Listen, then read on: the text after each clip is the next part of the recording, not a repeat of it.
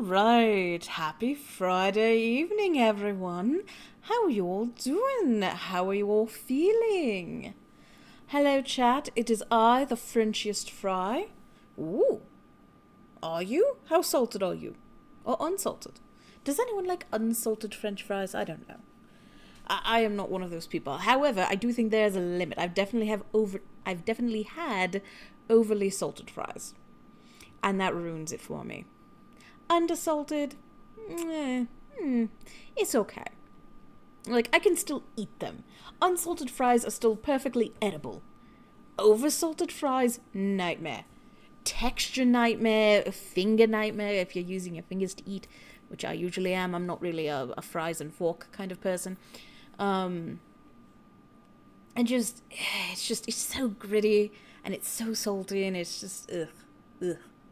Not for me. TBH, I enjoy unsalted fries. No, I like a lightly salted. That said, though, seasoned fries, those can go pretty hard on seasoning, depending on what the seasoning is. OMG, I forgot fries and fork people existed. I'm a fries and fork person if they're cheesy fries. Or if they're heavily condimented fries. You know, loaded fries. Which I do enjoy. Because at that point, that's too much mess. But a plain fry? And that's the very nice thing about loaded fries as well, is that they usually don't bother to salt them. Because they have so much going on top of them already. So maybe I'm more on the unsalted side. I don't know. Everyone put your fry preferences in the chat. Oh, well, of course, but not a plain fry. Nothing at all to do with tonight's stream. I was going to say, bonus point for anyone who knows the origin of tonight's stream name, which is And There Are Many Paths to Tread. Particularly you, Seafam, you should know. I thought it was accurate, considering... You do, yay. I figured it was accurate, considering the way the story mechanics of this game work. Through shadows, yes indeed, yes indeed. To the edge of night. Are you actually singing it? I'm not going to sing it. It won't be as pretty if I do it. It is 7:30, so let's go ahead, get started. Picking up on where we were. Okay, I'm done. All right. Also, happy 1 week countdown to Halloween. Oh my goodness. I will be doing something Friday night. So there will be a new stream on Friday next week. Might do Thursday, might do Saturday, might do a poll. But it'll be fun. OMG, it's Ween. It's almost Ween time. Almost. Weep. We discovered weep. Weeping. Aww. So, brief recap for everybody. We're in a town where there's weird mind-controlling people that have infiltrated, seem to be taking over the town.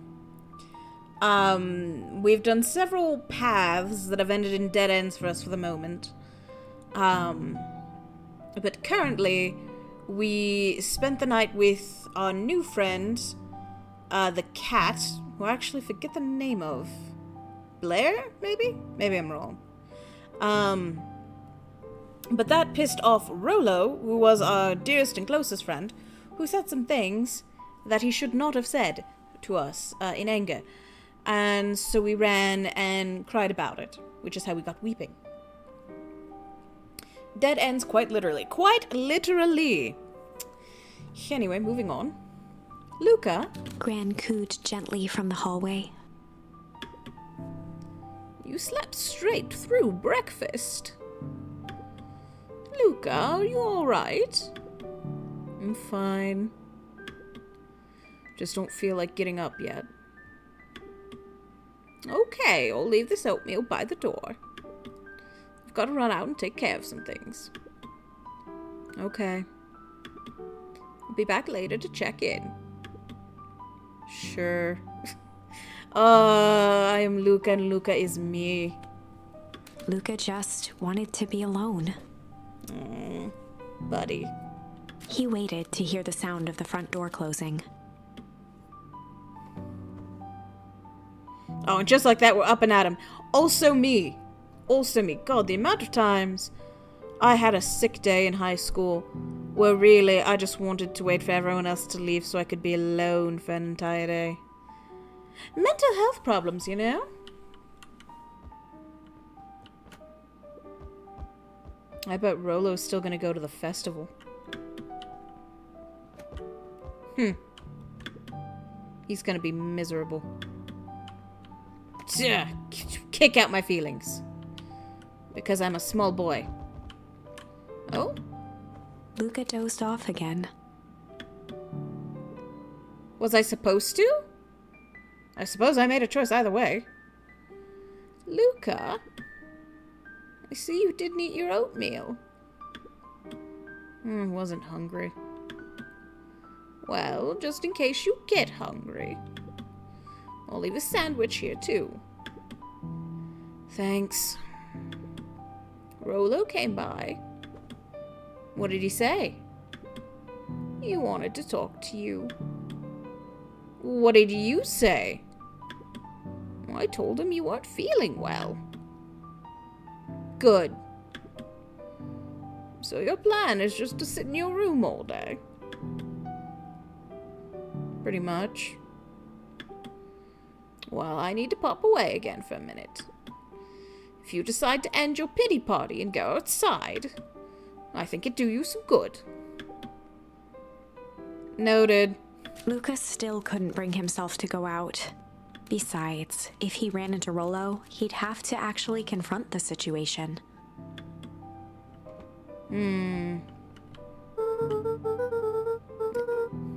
If Rolo thinks I'm still going to the festival with him, he can shove it.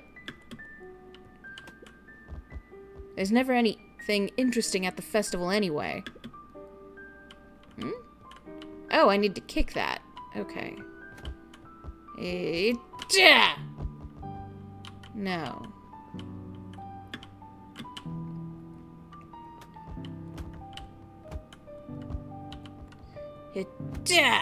No?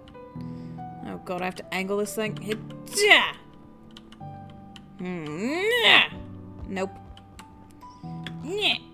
Oh. How am I meant to do this?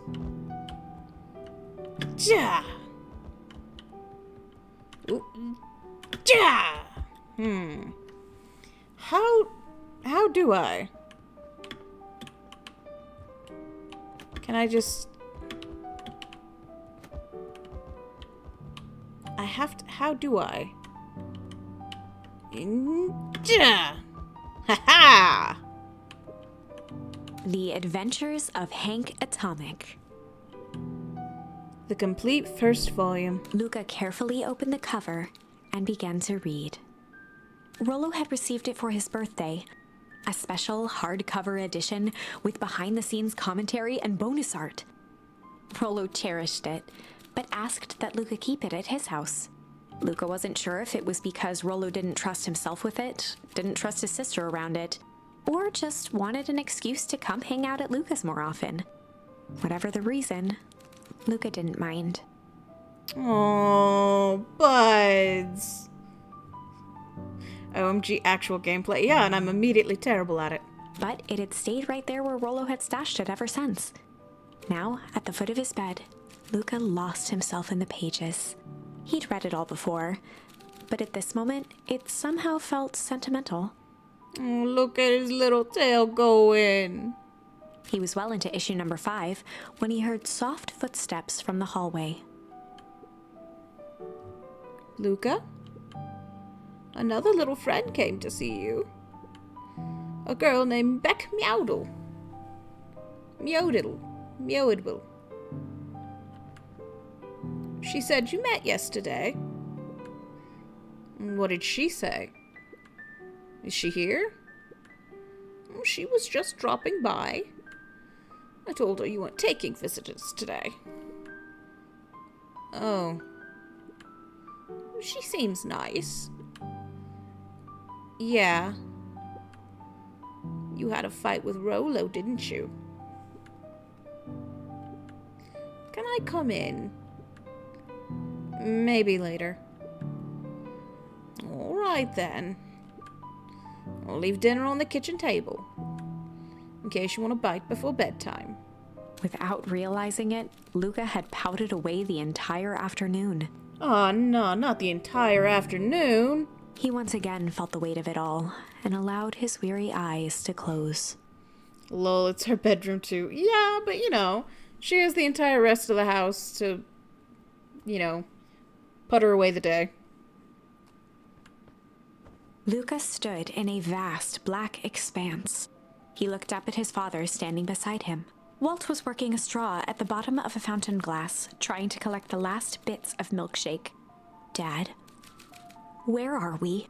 Taking a final loud gurgling sip, his father peered up from the glass.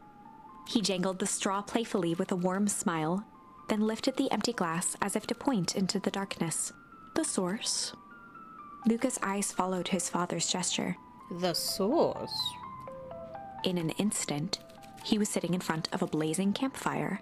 Across from him sat a large figure in a yellow hazmat suit. The figure's voice was a scratchy echo. Well, if it isn't the man of the hour, make yourself comfortable. Luca held his shivering hands over the flame to warm himself. It doesn't work that way here. Their yellow-gloved hand pointed to the base of the flame. It's a cold flame, see? Luca peered at the base of the fire. It wasn't wood that was burning. It was Beacon Pines itself. Tiny buildings, freezing and crumbling as they were consumed by flame. Is he having a dream or a vision right now? Luca could see small shadows moving in the burning city. What kind of psychic-ass dream is this kid having? Truly, I don't know. Particularly because he hasn't had anything that terrible happen to him yet in this branch. Like, yes, he saw the hazmat guy, but he did get away and nothing else happened. People. Luca leapt to his feet. We've got to help them. The figure gave a dismissive wave of their hand. Why waste energy helping people who can't even help themselves? The figure bent down to examine the panicked crowd as they desperately tried to stop the flames. They only care about what's right in front of them. Not like us. What are you implying? Luca's voice was a trembling whisper. Us? The figure slowly stood up, grabbing its helmet with both hands. With a jolt and a twist, the suit emitted a gasp. Ooh, do we get to see who's in the hazmat suit? A cloud of torpid mist escaped, slowly revealing the face within. Is it his mom? Luca's own face looked back at him. Oh!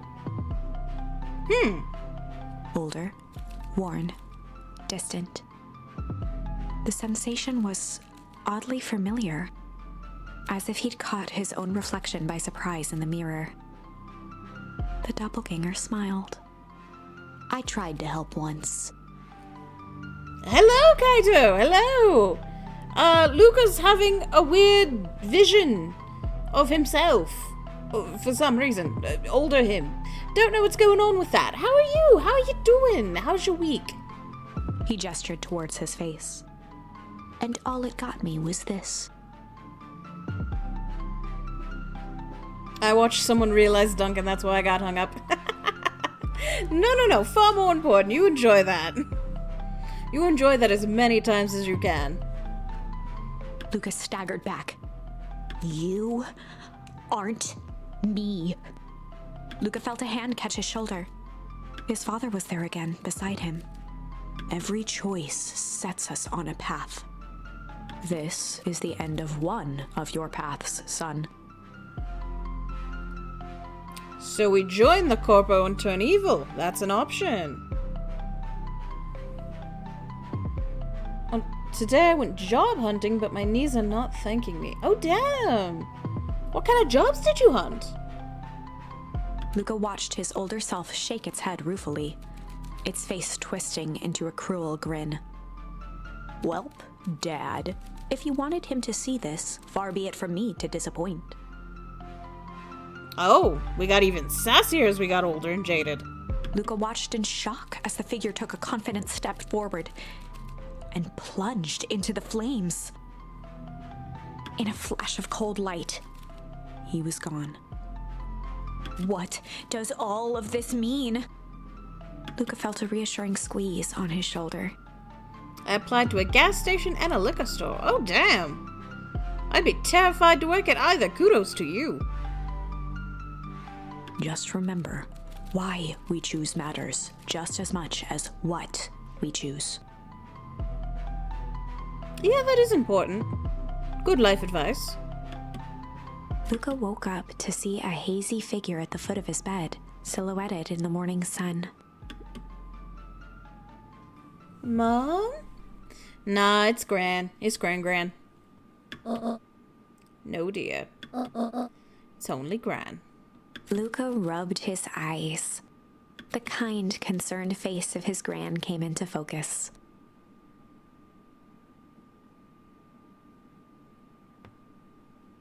So true. Ever since I got COVID, my knees haven't been the same. My dad thinks it might be arthritis. Oof. I'm sorry. That sucks. I just have joint problems in general because of hypermobility, but I sympathize. How are you feeling? Fine. Anything you want to talk about? I don't feel like talking. Well, that's just as well. How about you sit there and listen a bit? Whatever you and Rolo fought about doesn't matter. But he... Gran silenced Luca with a gentle pat on the leg. Fights between friends happen. What was said doesn't matter. I slightly disagree with that. It can matter. The important thing is, it's not the last thing you ever say to each other. But he said stuff about Dad. Well, do you think he meant it? No. He was just mad. And did you mean any of the things you said to him? No. Good. One must appreciate friends in their best moments and accept them in their worst. Acceptance! We gained another word. Now get your little butt out of bed. The festival's today.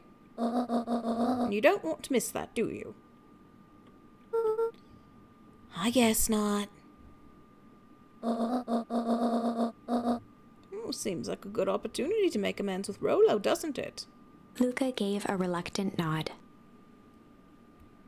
Forgiveness, can you imagine? Yeah, I knew it. Ooh, I super sympathize with you. Sometimes it's hard to sleep with my knees. I can only imagine that same pain everywhere else. Yeah, it's a lot of pain meds and a lot of other things. But you know, ideal. Masochism also helps a lot. You'd be surprised. Although I hear that a lot of chronic pain havers are into masochism because it's a pain that can control. So, you know. A path to tread if you want to. So buy him a corn dog and apologize. Well, but he's the one. What did I just say? Gran ain't having no lip from you today, Luca. Buy him a corn dog. That's a good boy. Everything's better with corn dogs. I need to get going now. Got some last-minute festival business to take care of. I'll come find you at the fountain a little after lunch. Alright. I love you, Luca. Love you too. Luca took a deep breath.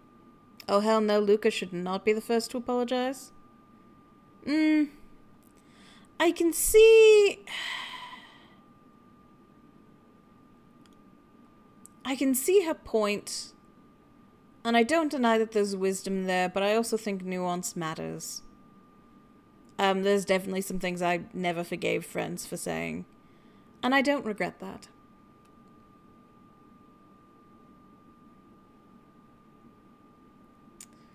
Luckily, my dad believes me about the pain. My mom said it might be because I'm waning gait. Ah!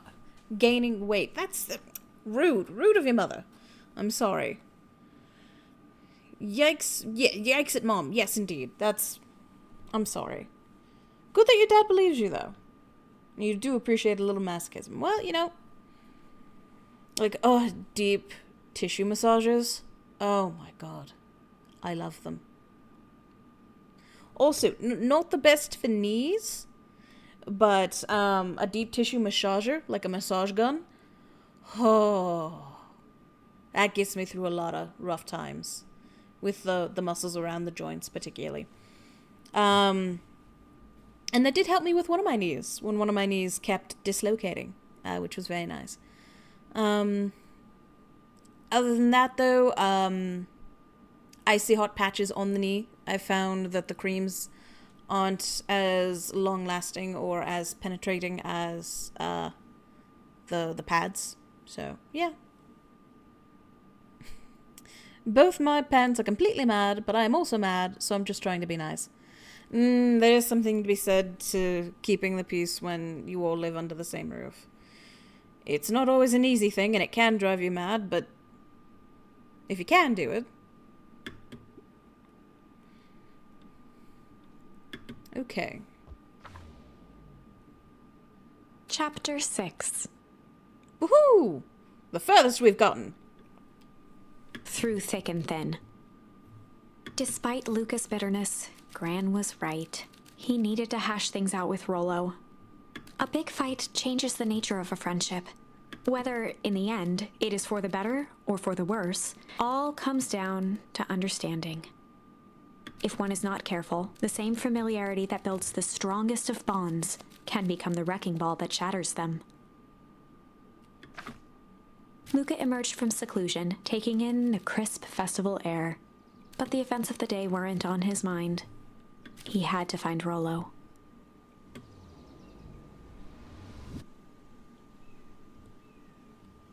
My parents are thousands of miles away from each other.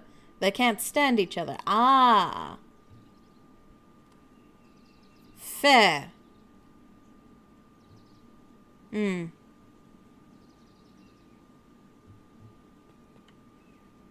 Well, I'm sorry, but also maybe for the better.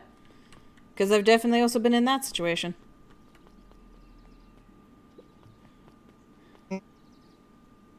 Honestly, my family started actually being able to get along with each other when we all moved apart. Yeah, absence can certainly make the heart grow fonder. And more tolerable. Luca. Rolo wanted me to tell you something. What is it? Roxy rolled her eyes, shaking her head. A space adventure, though you needn't buy it. If ye be brave, go somewhere quiet. Roxy, I don't... It's a riddle, Luca. My goofy little brother wants you to find him. Luca looked down and kicked at the dirt. Look, I know you two had a fight. The only thing more annoying than my little brother is my little brother without his best friend. So I'm doing him this one favor. Now I need one favor from you. Whatever it is that went down between you two, squash it.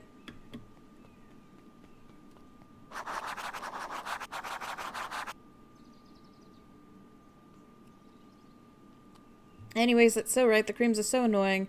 Stopped using the creams because I'm getting annoyed. Yeah. Also, it's cleaner with the sticky pads.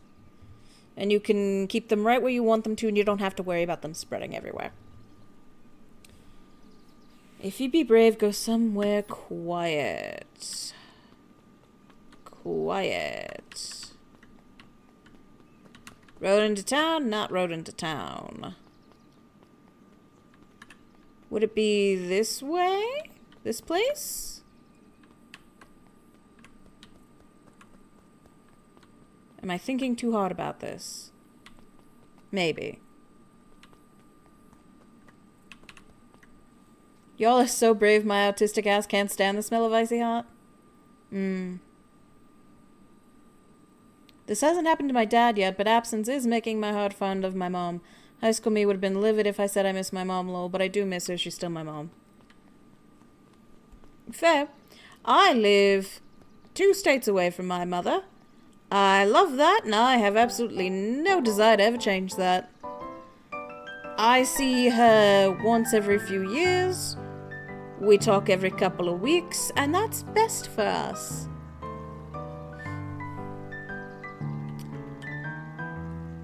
Valid.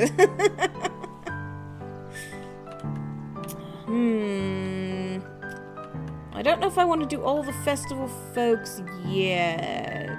Or maybe I should. I don't know. We'll do the festival folks now. Why not? Jeff was staring into the distance with a wistful look. Hey, Jeff. Everything all right? Yeah, everything's fine. I mean, used to be fine. Just ain't right these days, you know? Moms are complicated. Truly, moms are complicated. I'm not even gonna get into all the therapy I've had about mine. I really do, actually. Jeff turned to Luca with a furrowed brow, then gave an understanding nod. You do, don't ya? For a moment, the two now shared that same wistful gaze.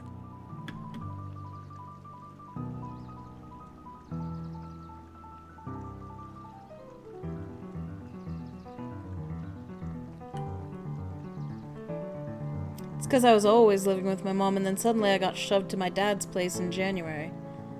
That would do it? Yeah, that would do it. Well, I hope it's a place you prefer more. Ain't moving. Fair. I don't know who Perennial Harvest thinks they're impressing with this ridiculous festival. Totally. The town's still falling apart. The weather's still cruddy. And this season's harvest looks like it's gonna be even worse than last year's. You said it. No amount of corporate pandering is gonna change any of that. Exactly. But the lemonade at that drink stand over there does look pretty tasty. Fits. I'm still gonna be mad at them. I'd just rather be mad while sipping on some delicious lemonade is all.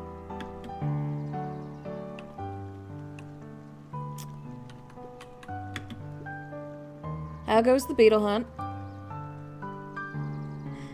Girl, same. Which way? Pretty rotten. Haven't seen so much as an exuviae. And it's not just the beetles. This morning I couldn't find any critters at all. It's like everything that buzzes or skitters just packed up and left. I'm sure they're out there somewhere.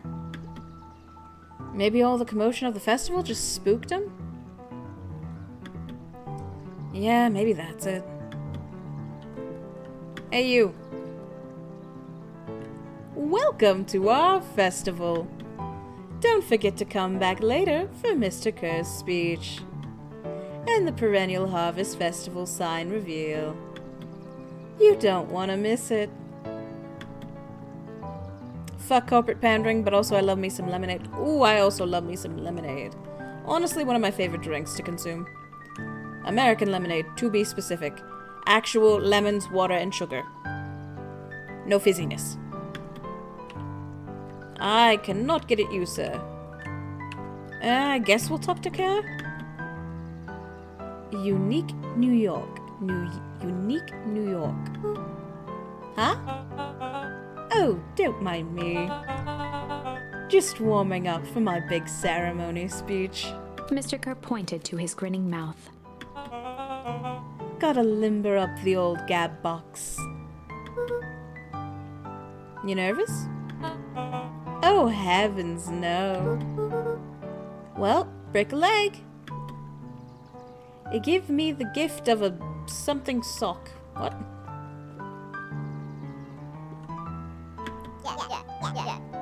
Every single time. Yep.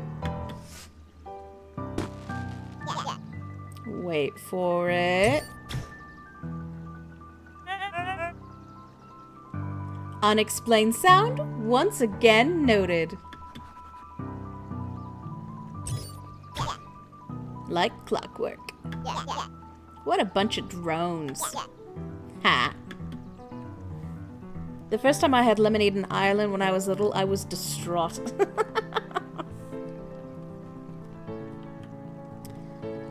Oh, what else we got going on today? A most welcoming of welcomes. Would you like to share your thoughts? We always strive to improve. Nope.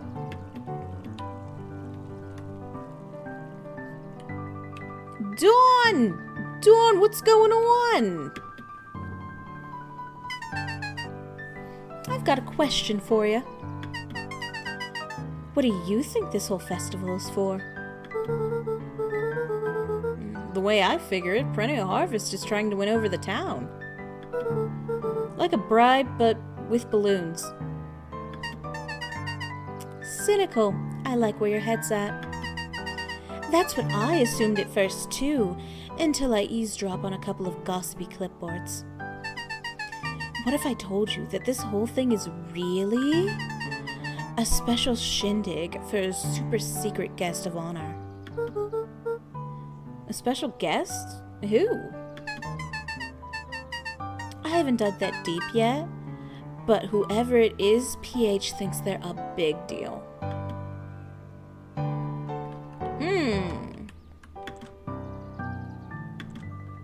Okay, locked. Dude, do you think when they say share your thoughts, they mean it like literally join their hive mind? Potentially. It's not the worst conspiracy theory, or theory, to have. This is the first time I've seen this many smiling faces since the foul harvest. I had my doubts about Perennial Harvest, but I must admit they do put on a nice party. I really do hope Beck's wife doesn't get, or Beck's mom doesn't get yoinked. Hi, Luca. How's Griffin doing? What? Oh, nothing. Sorry all became flesh. Just pretend I didn't say anything. Griffin? Who's Griffin? He met his old friend's eyes and was greeted with nothing but ice-cold anger. Heavens! No time for fractured friendships. Piper, you're actually taking a break from studying. I wanted to see what all the festival fuss is about. Oh, I can't help but notice you still brought your backpack full of books. Luca, backpacks can carry a lot more than just books. True, true. So what you got in there? Books.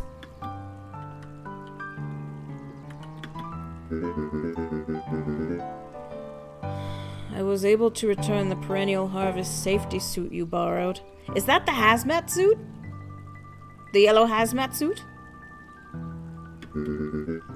I don't think anyone noticed. Good.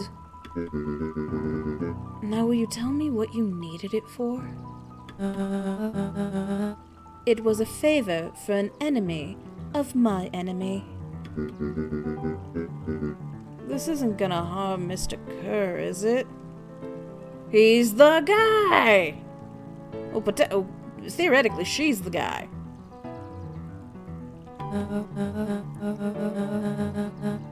All you need to know is that it's for the good of the family. Daddy, no! No, and Mr. Kerr the mayor didn't use it. His sister did. Hey, Luca. So you're done at the library? Huh? Oh, nothing. Griffin looked away suspiciously. Nothing at all. What? How's Griffin? I wouldn't know. Go talk to Griffin. Griffin says done at the... I guess we're going to the library. Mommy, no? The mayor is gonna turn me into a furry more. Luca, did you know that Beacon Pines is actually unincorporated? A lot of people don't know that. Oh, yeah, I didn't know. What's that mean? Means most public works are handled internally. We do all the pipelines, the water treatment, building regulations. Huh, that's great. Census taking, emergency services.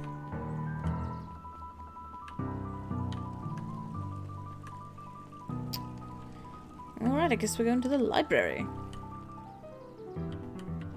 Tell me though, Kaito, do you have a fursona? And if so, what is it? The library. Somewhere quiet. Could be.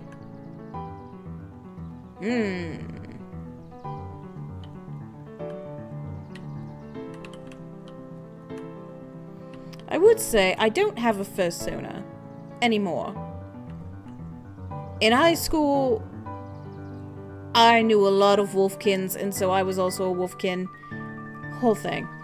But if I was to be a fairy, I think I'd rather be just a giant, feathery beast a la Howl's Moving Castle.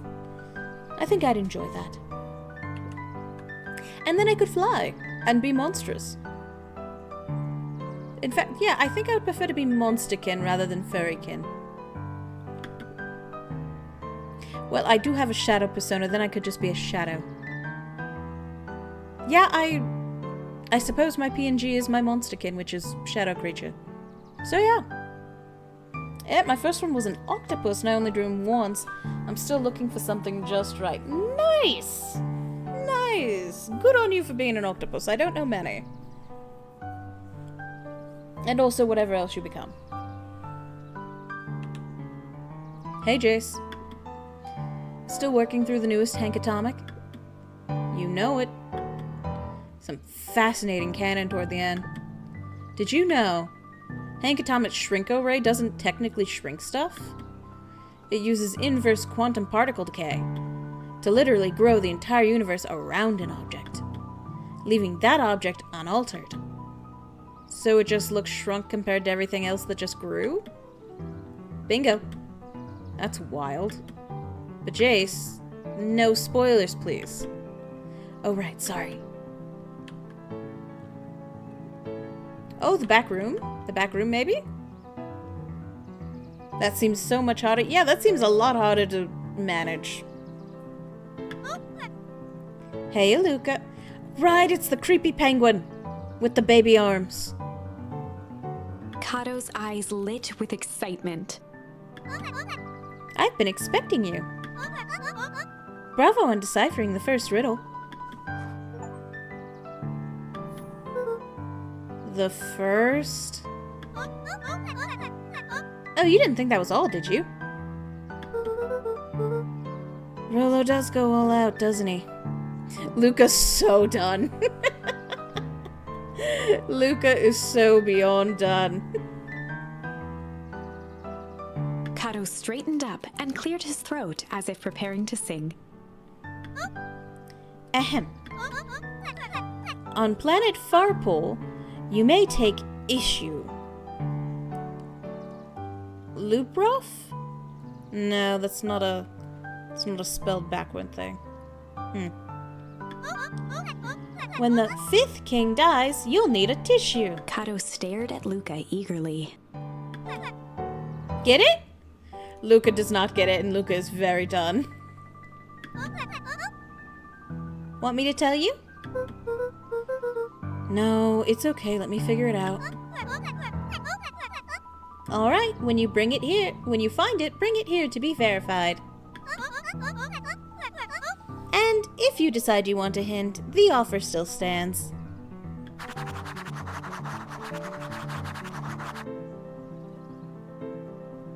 The 5th issue of something? The comic? Maybe? You may take issue when the 5th king dies, you'll need a tissue. Luca grabbed 500 meals for one big pot from the shelf. Once you've got a book, you can either bring it here to me, or just grab a different one. That's definitely not it. Luca grabbed the issue with self-help, a helpful guide, from the shelf. Nope, that's definitely not it. Luca grabbed the 5 pillars of success from the shelf. Nope. There were rarely any actual, simply a variety. Okay. The comics are up there, right? So it's probably something here. Luca grabbed The Adventures of Hank Atomic, issue number 5, from the shelf. I'm gonna guess it's this one. Ah, you found it! Kato removed his book from the desk and replaced it with Luca's, turning on the lamp. As he slid the book under the purple light, 2 words glowed. The Adventures of Hank Atomic, issue 5. Luca clicked his tongue with recognition. Rolo's cipher pen. He used to write secret messages everywhere with that. Only I had the special flashlight needed to reveal it.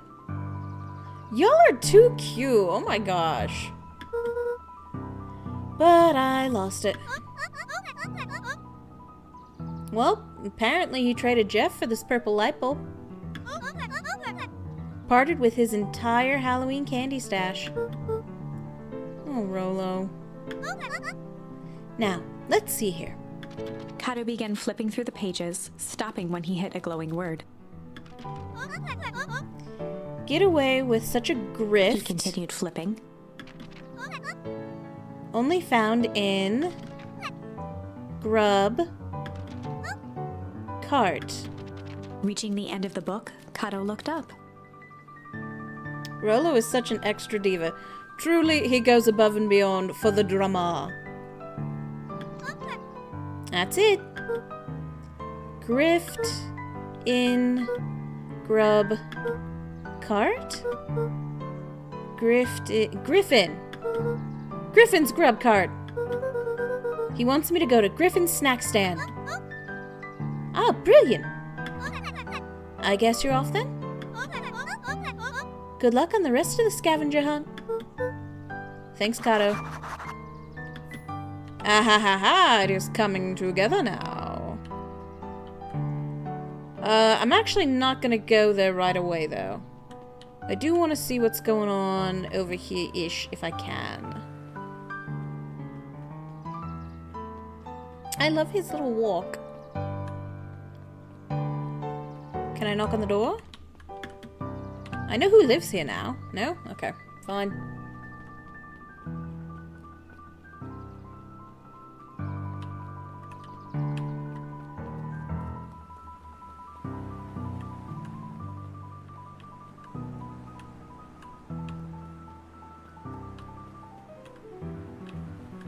Oh, there's no puddle in this timeline. Interesting. Okay. Property of Valentine Fertilizer Company. Looks old.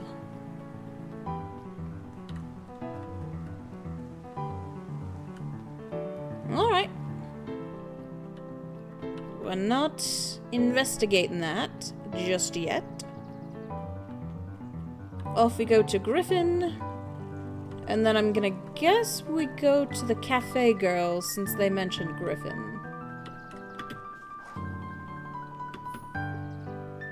Hey, Griffin.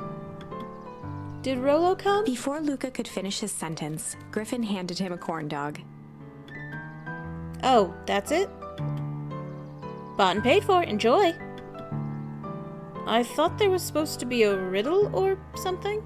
Luca shrugged, taking a sizable bite out of the corn dog. Yuck. It's cold. Oh, I don't like corn dogs at the best of times, but cold ones, absolutely not. Oh yeah, that's been sitting here a while. Rolo wanted me to be sure to give you that one specifically. Well, that's just... Luca tongued at his cheeks, feeling something rough between his teeth. Ew. He reached into his mouth and pulled out a slip of paper. Oh, come on. He shook off the bits of corn dog to read the slip. A pickup when you need some pep. Near the fountain, up the step. Luca finished off the remainder of the corn dog. This is getting to be a whole thing.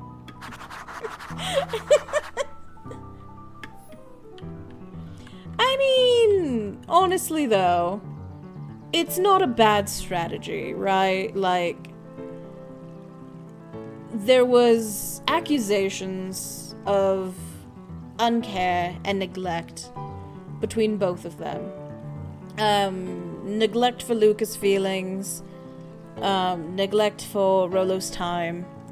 Clearly Rolo is putting in an effort of all of this to prove that, you know, he does consider Luca highly enough to do this and go through all of these steps. So I like it. I think it's a very nice touch. I don't know that any of my childhood friends would have ever bothered with all of this.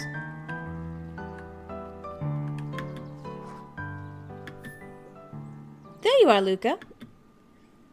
There's no way I'm actually doing this. It's way below my pay grade. Oh, come on, you big stiff. Let the kids have some fun. Fine. But Rolo owes me one. Lumi waved his hands around sarcastically as he began.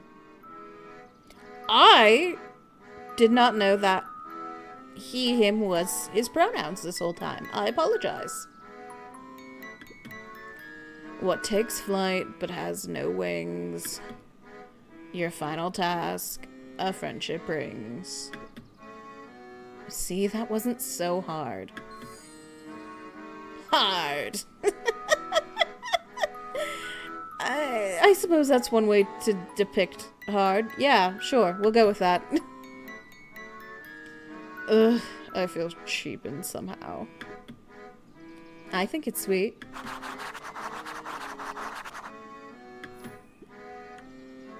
Good luck, Luca.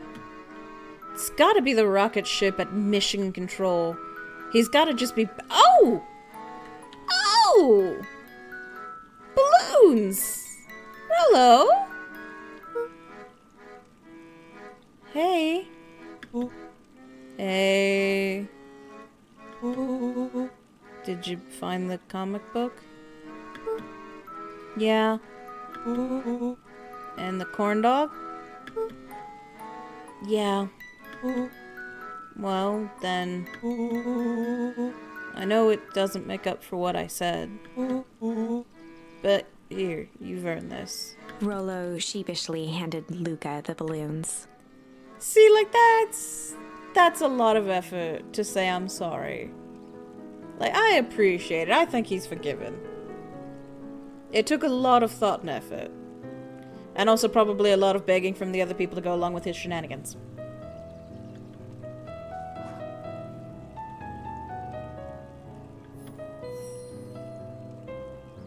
Flight! Thanks. You didn't have to go through all this trouble. I'm sorry I got so mad. Dang it, you were supposed to let me apologize first! Oh, sorry. Well, now you've apologized twice before me! Just let me do this! Luca, I'm really sorry. With everything that's happened with your mom and all, I've always wanted to be there for you. Be a good friend, you know? When you said you were hanging out with someone else, I kind of freaked out. Rolo. Still my turn. I felt like if you needed some new friend to help you, it meant I wasn't good enough. And that was selfish and wrong. I was wrong. And I'm so sorry, Luca.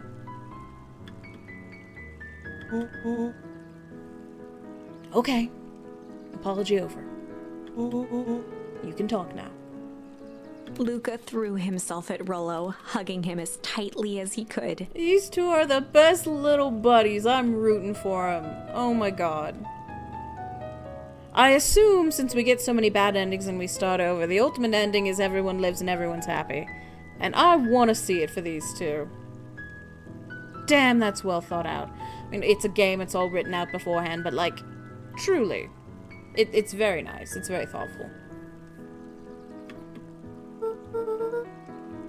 Rolo, I don't deserve you. I don't deserve you either. That's why we deserve each other. Oh, cuties! Grow up, become adults, in college, kiss. So, what else do you want to do today? We could snoop around and try to find some info about your mom. Snoop where? I ship it? Okay, good, not just me. Yeah, no. These two boys, very nice. In college. In college, well above age of consent. Right now, hugs. That's all I want to see from these two is hugs.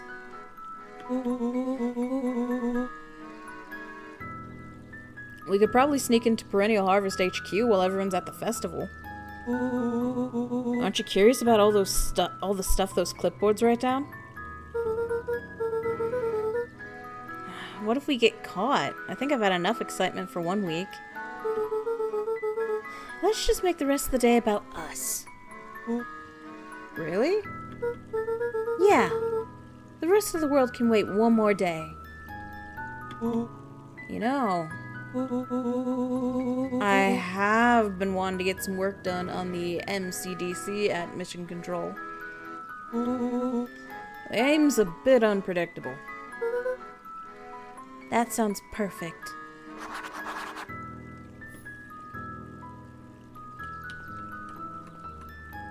Are you following us? Oh. Me with the balloons. The balloons of our friendship are bursting with air and joy. What do I do about these? Oh, I almost forgot. I ran into your gran this morning. She asked me to give you this. Rolo handed Luca an unopened letter. I'll wait for you inside if you want to read it now. A letter? Luca, some things are going to happen that might be difficult for you to understand. Gran, what are you doing? If I am honest, I hardly understand them myself. But whatever happens, I need you to know that I love you. Gran's gonna take down Perennial Harvest from the inside! None of this is fair to you. You have already lost so much. Gran's planning a coup. Yeah, apparently so. I mean, we didn't know if she was planning it in this timeline or not, but apparently she is. We both have.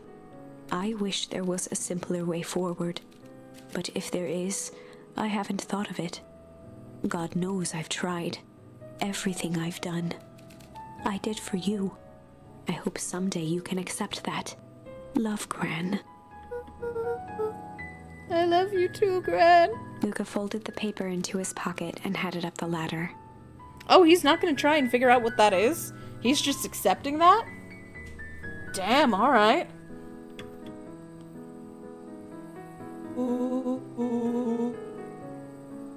So what's up with that letter?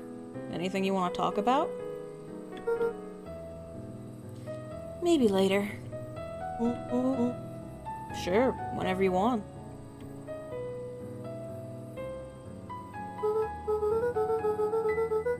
You know, you really didn't have to go through all that trouble just to apologize. I know, but we'd been looking forward to the festival for weeks. After I ruined everything with my big mouth, this was the best way to make sure you still had a good time without me. Rolo. Luca was at a loss for words. But that was fine. Words aren't always necessary. The festival seemed nice. Was it nice? We can still go. Nah, this is fine. Well, there's always next year. Sadly, this was untrue. A distant rumble shook the treehouse. She blew up Perennial Harvest. Huh? What was that? Oh man, we missed the fireworks? It was not fireworks. It was something the boys couldn't possibly comprehend. Something as old and cruel as time itself. Old and cruel as time itself. Death? Mass death? Massacre? Mushroom cloud of death? Ah, shit. We got iced. We got A iced? wave of cold tore through the room. A bitter, unfathomable chill. Before they could react, it encased them in ice. Two boys, reunited by friendship, only to be cruelly separated by a malevolence beyond reason. And so, our story ends on this melancholy scene. That's a rug pull. Damn! In a silent treehouse turned statuary, in a town brought low by its secrets, sits a pair of friends, alone, together, for the rest of time. The end. Well, the dream predicted it, I guess. No, that can't be the ending. It simply can't. I won't accept it, and I hope you won't either. There are more endings, more possibilities. I can feel it. We are just going to have to sort through them all until we find the one that fits. Okay, so we have break, which we could do. Do any of our... We got some new words. Flight. We have flight now. Okay, we could try flight at this one. Or we could try break at this one.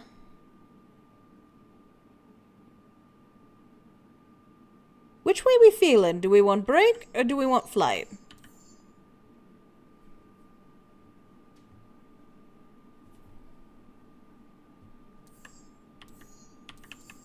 Flight? Alright, flight! Break stuff! Well, dang it.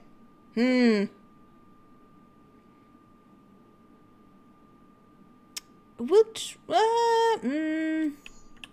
break is the choice we didn't go after last time. So I guess we'll try that. And see what happens. Doesn't matter though, lol. Let's try break. Since we already had that available to us and flight is the newest option. So maybe this is the one we were supposed to do.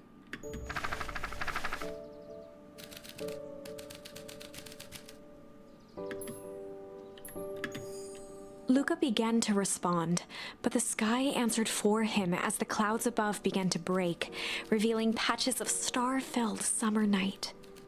Moonlight filtered down, shimmering in the treetops. It's just one of those days. Did you just reference Break Stuff by Limp Bizkit? I did not think you were a Limp Bizkit fan, Sifo.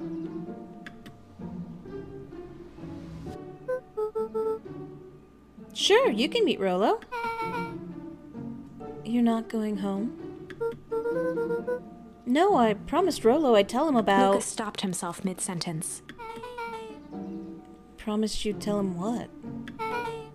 Spit it out, bub. We're thick as thieves now. If there's a juicy secret, you gotta tell me. Okay. You can come to the treehouse and I'll tell you both what happened. Heck yeah.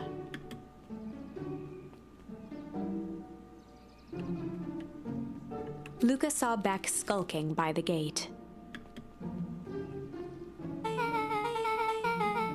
So you're telling me there's nothing mysterious or creepy about this place? It's mostly boring and empty. I refuse to believe that. Big spike gate, looming mansion, rich reclusive owners. It even smells shady. Beck grabbed the wrought iron bars and shook the gate. Mark my words, you decadent nightmare house. You will reveal your secrets to me. Oh, my Xbox suddenly unplugged, and I finally figured out why it wasn't turning on. So that was a problem until I solved it. I am smart. You are smart. Good job. Good job figuring it out.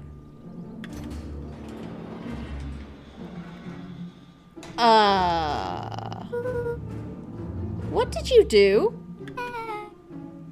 First of all, I told you so. Second, hide.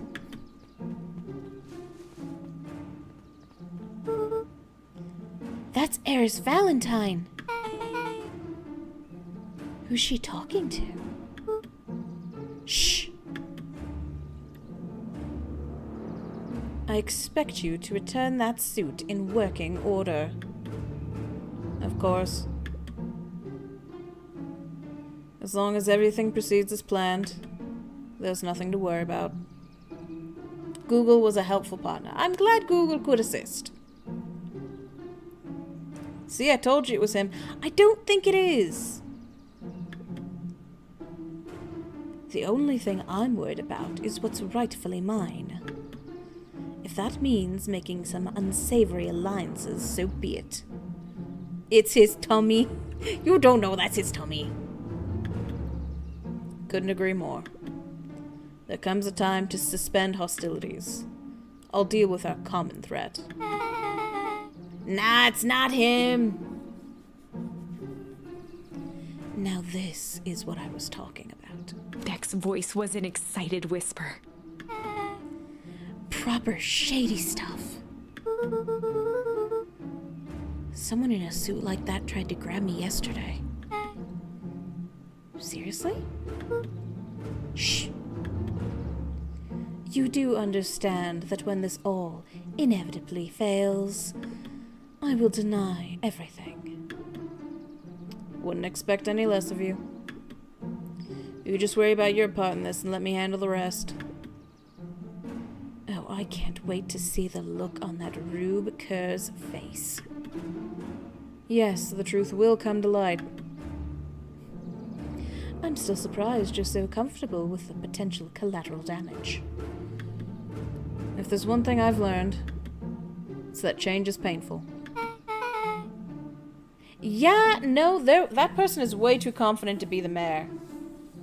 Oh, 'cause he's a Kerr. Yeah. Wow, I was expecting shady. But that's just flat out supervillain talk. If you don't mind me asking, why? Why are all of you doing this? Why are you doing all of this? The mysterious figure retracted their mask, hair pushing out from all corners. Is it Gran? It's Gran! Family. I knew it. I didn't know it was Gran, but I knew it wasn't the mayor. Alright. Alright. Mayor and Gran in cahoots. Because Gran also wants to bring down Perennial Harvest, because Perennial Harvest made the mom disappear, made her baby disappear, and she wants to get to the bottom of it. Now, I'm curious that the heiress said the enemy of my enemy. So she doesn't like Gran. These two don't like each other. But they are willing to work together. And I want to know why. Consider my flabs gasted.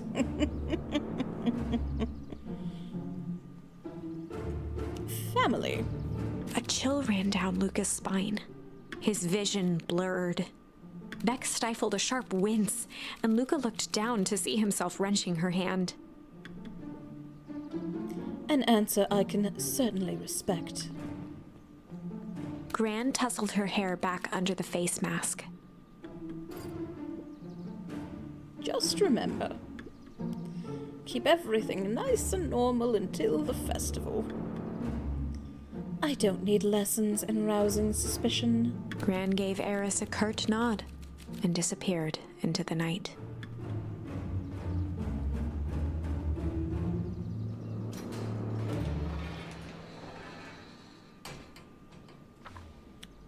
So Gran went undercover. Chapter 5. At the facility. And I guess the explosion went wrong and that's why everything got ice-aged? Seems to be. But then why did Gran kill Luke in that other timeline? I don't think she did. At least not on purpose. I think she was trying to shut down the factory. And the factory instead exploded and ice-aged everything. I don't think... Because the letter, it certainly implied that she thought she was gonna die shutting down the factory. I don't think she intended to take the town with her. What big ears you have. Ooh, are we getting a wolf? Wolf character? Lucas sat shivering in the bushes, staring at his feet. Or is this about Dawn? I think Dawn has the biggest ears that we've seen. Grant also has pretty big ears, though. After checking to make sure the coast was clear, Beck gave him a gentle tug on his sweater. There could be multiple hazmat suit people. Indeed, I think there are. There definitely are. Especially considering the hazmat person that grabs him in the first choice does kill him. So no, there are many hazmat suits. But Gran is specifically in the one that the heiress stole. Well, the one that the mayor stole to give to his sister. That he could have back immediately as soon as possible. She only got to have it for one night. So he snuck it out to give to his sister. Sister gave it to Gran. Gran used it to do something. And then is going to give it back. Except she doesn't think she's going to come back.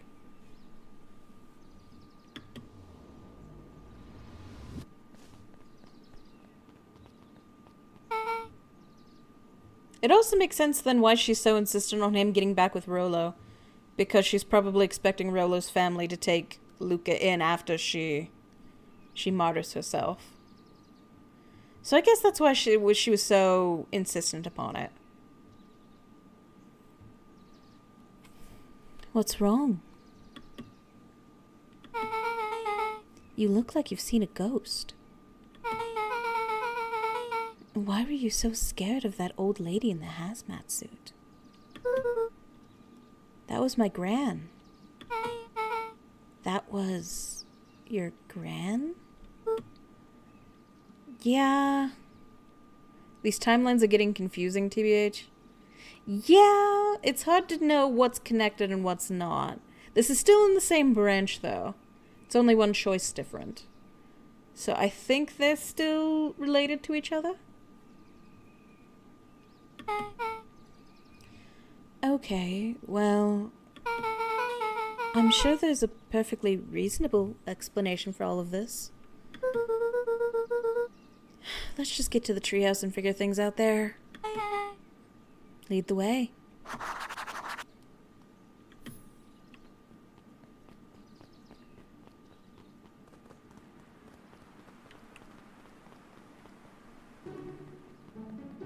Oh no. No! For the last time, there's nothing to worry about. Of course, we're not worried. The clipboard finished writing with a scratchy flourish and looked up. Just dotting our I's and crossing our T's. Well, maybe try minding your P's and Q's. Mr. Nuncreed, arms crossed over his paunch, gave an exhausted sigh. If there's anything you need knowing, you'll know it. Absolutely. If you'll just sign here, acknowledging everything is accurate, we'll be out of your hair in a flash. Oh, for the love of... He snatched the pad and scribbled his name so hard the pen nearly snapped. There. And would you like my eternal soul as well? The clipboards looked at each other for a moment, almost pondering the possibility, then broke into laughter as they walked away.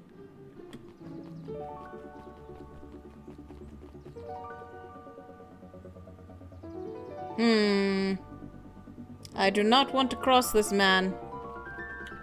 Can I... Don't mind us. Don't mind us. Don't mind us.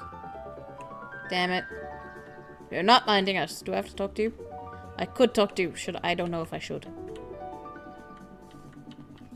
Exploring all possibilities. Hi, Mr. Nuncreed. Luca, let me give you some advice. The next time someone you don't know asks to hear your thoughts, give him a good hard bop right on the kisser. Oh, Gran just tells me to keep away from the clipboards. That's good. That's good. Your Gran is a smart lady, Luca. Speaking of which, you'd better run along home now. Too dark out to be wandering on your own. Will do, will do, will do. Do not mind us. Do not mind us, don't look at us. You're still out here reading, man?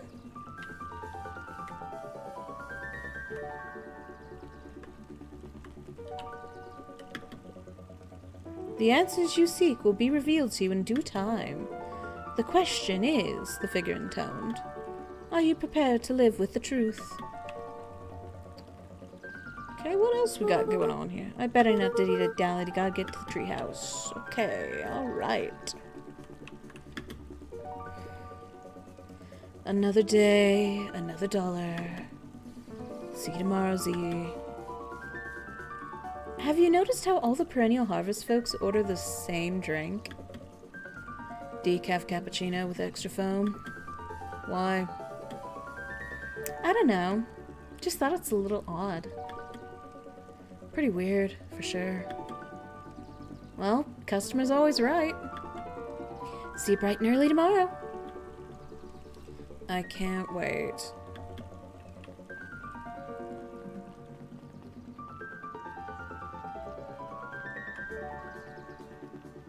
Exploring all possibilities. William Kerr and Gus Valentine proudly surveyed the half-covered festival banner. It's all come together quite nicely. Couldn't have done it without you. The mayor gave a half-hearted shrug. I'm not so sure about that. Nonsense! That reminds me, I wasn't able to thank your sister for her contributions. Yeah, she's been indisposed of late. She doesn't much like me, does she? They should toxic Yowie. Honestly, yes. Sure, why not?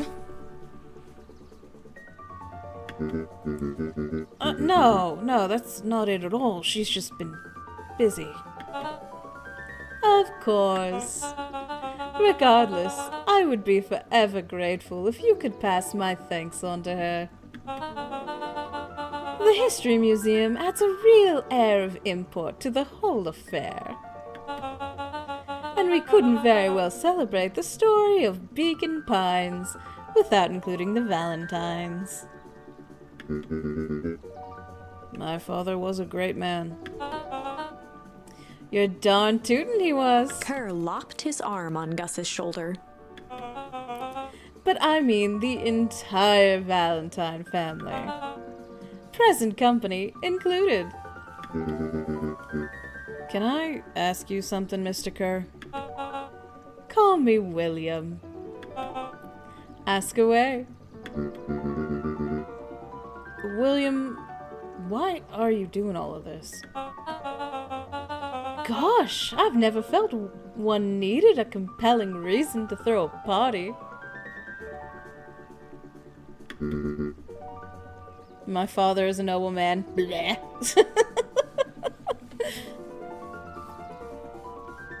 Kiss? Kiss, kiss? Maybe. Potentially, who knows? Not just the festival. All of this.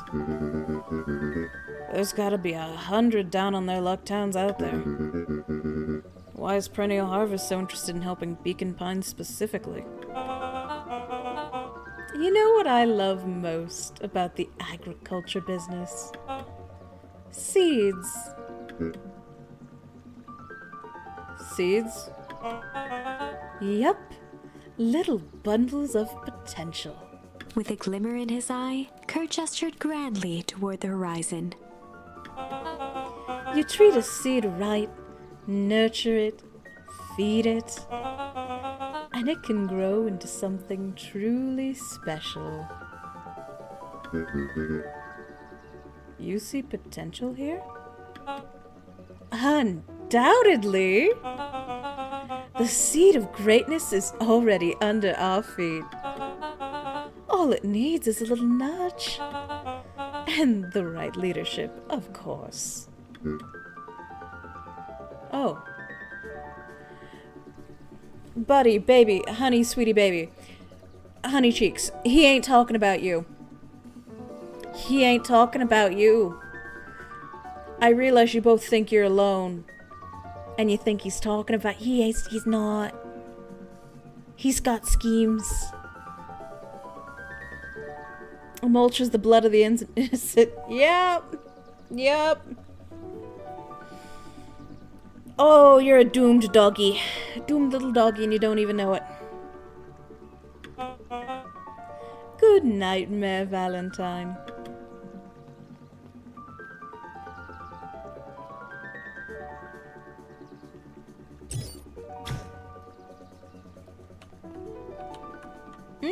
Okay. Oh, this is nice. Yeah, the treehouse is just a little further on from here. So, what's your buddy Rolo like? Rolo? He's... Rolo. Not particularly helpful. Sorry, I just never thought about it. Lots of energy. He's funny, even when he's not trying to be. Things have been tough for his family since the foul harvest. It's about damn time you tell me what this foul harvest thingy is. It's kinda a long story. Hit me with the highlights. Okay. So, there used to be a fertilizer company here called Valentine's. They were kind of a big deal. Ooh, big deal fertilizer. It was a big deal to us. Their stuff really worked and farmers loved it. So Valentine's grew and grew. Beacon Pines pretty much grew around it. Most everyone in town either worked for Sharper Valentine or used his fertilizer. Things were good. I'm sensing a big But around 6 years ago, Sharper Valentine suddenly died. And something changed. Changed how? Well, it could have been a bad batch. Maybe it was in the water, or the air, the soil. Nobody knows. But all the crops died. And everyone blamed the Valentines. The foul harvest. Yeah. Valentine's fertilizer went out of business. Half the town lost their jobs. Oh, sheesh. The next year, the crops came back, but something was different. You plant a crop, do everything right, and it's sort of a crapshoot what happens. And no one knows why? Nope. I take it Rolo's farm got the short end of the stick. Yep, for some reason their farm was hit harder than others. Well, that sucks. Things have gotten better since Perennial Harvest came to town. The Beacon Pines Reborn initiative? Yep, first thing they did was give the town a deep scrub. They even put us up in hotels, one town over for a week while they decontaminated the groundwater.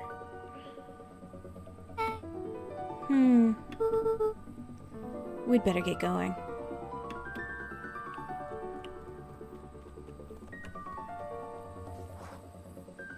Rolo, you gonna be mad? Are you gonna talk about her dead dad? I hope not. It's about time. I was about to give up and go home. Who's the new kid?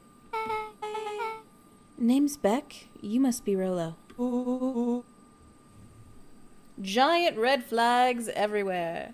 Yeah, granted, I understand this is not a big town. There's maybe like 80 people in it.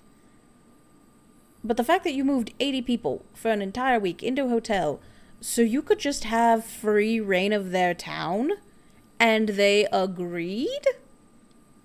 It's weird. Did they decontaminate the groundwater, or did they add a secret evil lab while everyone was away? Yeah, considering the fact that, again, in another timeline, you use the phone booth that nobody uses, and it goes down. There's also another one where Rolo is in secret tunnels. It's weird. Granted, I don't know how much construction you could do in a week. But still, that's unfettered access to your town, to your sewage passageways, for a week. It's weird. At the very least, you could probably, like, divert the sewer systems and do something with them in a week. Particularly with, everyone in a hive mind and being mind controlled. I mean, if you have an army of clones, yeah, they don't have to take breaks. Yeah, and, you know, fiction, so who knows what's going on. I see my reputation precedes me. Ooh. Welcome to Mission Control. Rolo waggled his head with pride. Ooh. You'll find we've spared no expense in construction. I've seen worse-looking piles of junk. Ooh. Thanks! Ooh. Hey, Luca, you know the security concerns we talked about? Yeah? Ooh. While I was waiting, I made some. Ooh. Improvements. Ooh. Let me lock this baby down for a little test infiltration. Ooh. Can't be too safe these days.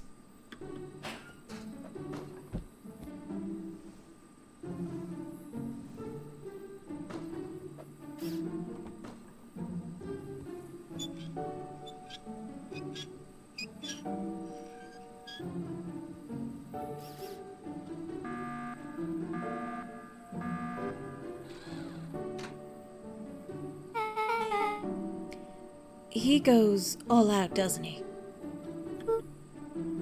Always. The look of a very tired 12-year-old. Lavish! Oh, I love that art piece. That's so cute. Okay, what do I do about this? I don't have anything to throw at it. Or unless I do. I do. Okay. And yeah. Oh, come on. Yeah. Okay. All right.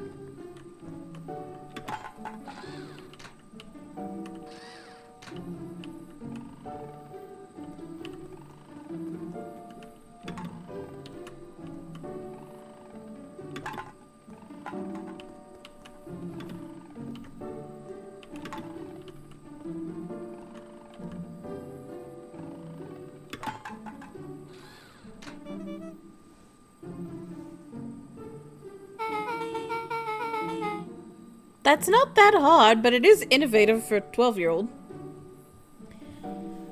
Oh, where did you guys get all this junk in the first place? There's a guy in town named Jeff who trades us junk for snacks. Junk food for junk. Nice.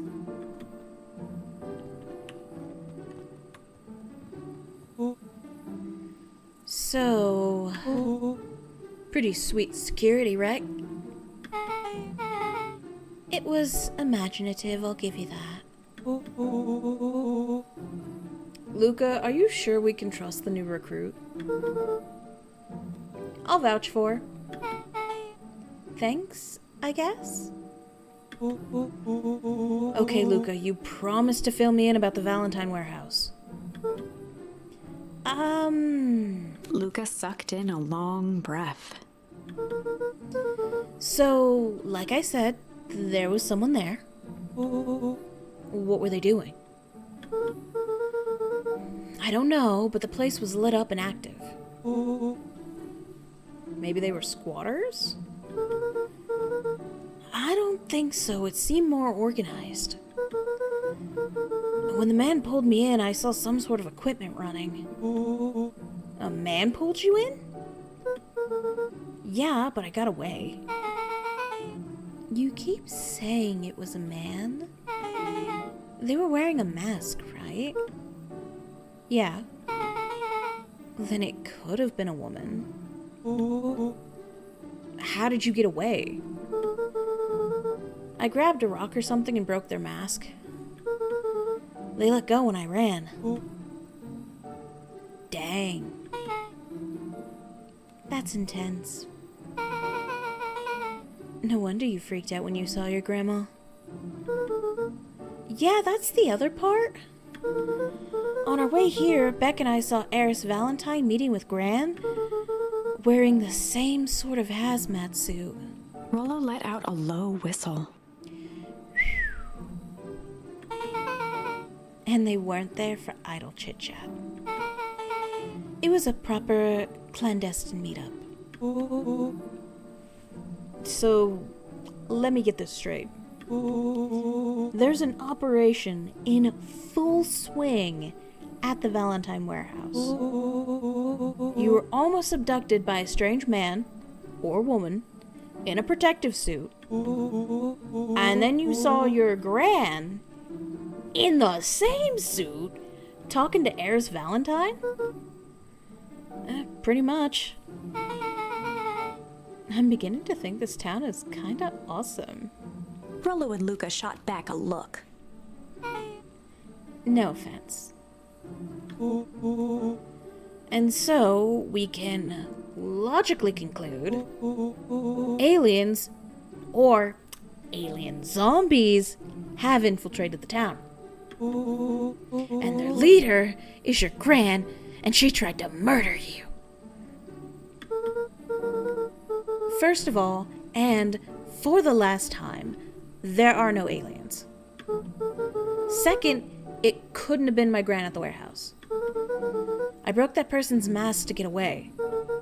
The mask Gran was wearing wasn't damaged. But she's definitely hiding something. Maybe. Your Gran is weird, but she might be the most boring person in the universe. All she does is sit around all day making jam. Oh, that's just what she wants you to think. What could she possibly have to hide? I don't know. We haven't talked much since she moved in. Moved in? Your gran isn't from here? No, she came a few months back to take care of me after his mom went missing. Did you know your gran before? Not really, no. It'd been years since I'd seen her. Luca, don't take this the wrong way, but are we sure your gran is on the up and up? Can't a girl have hobbies? Making jam, keeping secrets, making coups? She's retired. She needs something to fill her days. Beck, that is literally what I said. No, I think she is on some kind of, like, Splinter Cell, like, counter evil org sort of thing. Like, she does love him. She does care for him. But also, she is on a mission. She is here to take down Perennial Harvest. However she has to. Why? We don't know. What her connection is, we don't know. But I don't know. Luca might come second to taking down Perennial Harvest. I think that might be a little safe to say. She did say family, though. And she had the letter. I think she cares about Luca. But I think she is on a revenge quest for her daughter. I do think that's actually his gran. But yeah, I think she's out to get Perennial Harvest for fucking with her daughter. Luca gazed out the window. I'm just saying. It sounds like strange stuff has been happening since she showed up. I mean, we could say the same thing about your family. But you're right. Luca, your gran is hiding something. And Pa always says folks only bury stuff worth digging up. We need to investigate your house. If my gran really is hiding something, don't you think I would have noticed by now? Well, that's kind of the whole point of hiding something. I guess you're right. Oh, that's such a cool line. It is. Folks only bury stuff that's worth digging up. Yeah, that's very true. True in therapy and conspiracies, other things. Bodies. Gran's been leaving the house for hours at a time this week. I'll call you two tomorrow when the coast is clear. And we can start getting to the bottom of this. I'm always game for a good snoop. You can count me in. Chapter 6. Secret Lair. Okay, we've gotten to a chapter 6 again. That's good. Let's see where this one takes us. Summer forged ahead, but the nights only seemed to grow colder. Luca walked home slowly under the pale starlight, cautious to avoid any more surprises lurking in the shadows. You know what? It's a simple effect, but I appreciate the candle glow on the pages. It's very nice. It looks very natural. Reaching home, he slipped quietly into bed, half dreading what they might discover the next day. I'm going to take a quick water break here.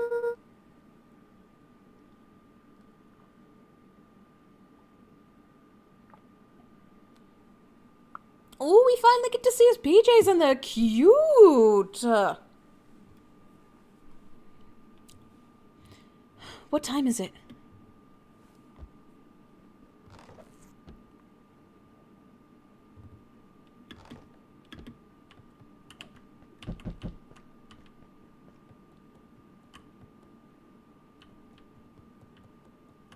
And these are the 2 locked doors that we're not allowed in.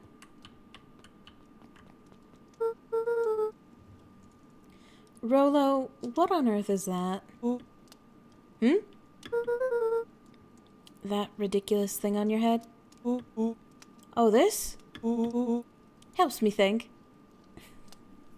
He got himself a little Sherlock hat. That's so cute. Oh, these kids are cute. You're gonna need a lot more of those.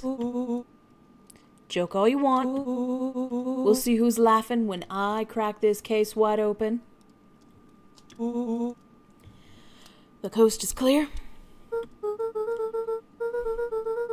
Yep, whatever she's been up to this week, it's been keeping her busy most of the day. Very well. The game is afoot. Luca and Beck rolled their eyes as Rolo strutted across the room. If I were Gran, where would I hide my deepest, darkest secrets? Perhaps where you might least expect it. Rolo flung open the cabinet with confidence. Aha! He coughed as a veil of dust hit his face. I think it's safe to assume anything that dusty isn't what we're looking for. Or maybe that's what she wants you to think. And again, any good detective knows not to trust their first hunch. First hunches are for suckers.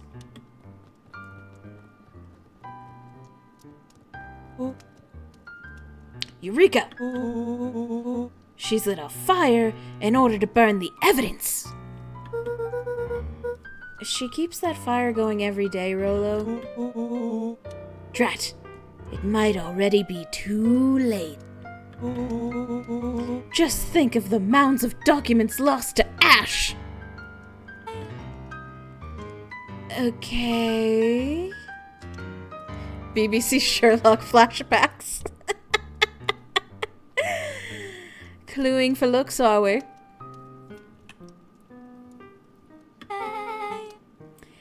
I'm gonna stop you right there.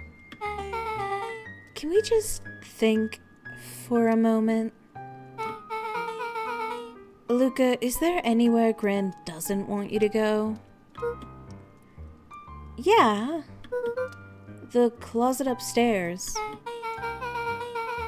So maybe it stands to reason that we should check there first? No dice, it's locked. Well, well, well. Look who stands to reason now. And I have no idea where the key is. If it really is important, then she probably keeps it with her. Anywhere else? Well, she has her berry bushes. Who has ever thought, I'm gonna take this important thing and yuck it in a bush? True. Anything else? Maybe something out of the ordinary? Well, she is always worried I'll break her fancy dishware in the kitchen. But it doesn't matter anyway, I can't reach the latch. A look of realization crept onto Luca's face. Aha! She's tallest! We just have to become taller. All 3 kids snapped to glance at each other, then sprinted in turn toward the kitchen.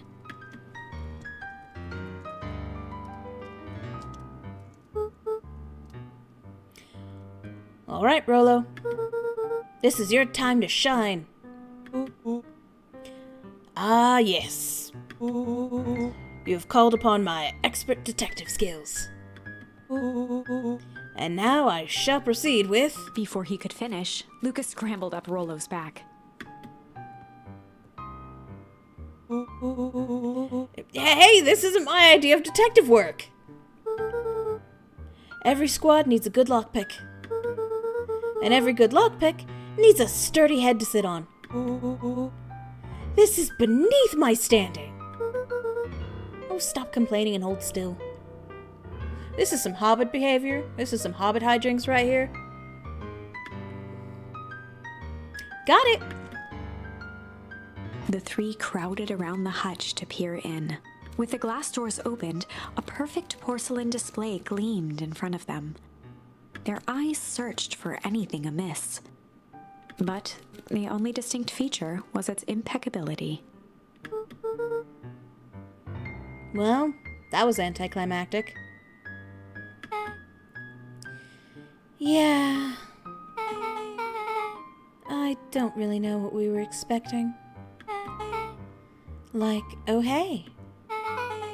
Let me just yank on this random teacup and... As Beck pulled on one of the teacups, it slanted forward with a hollow click.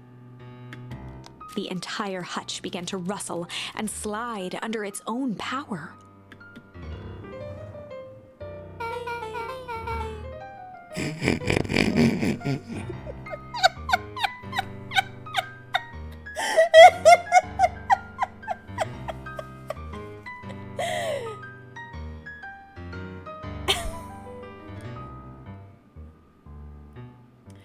Well written. Well written, that's all I have to say. That got me.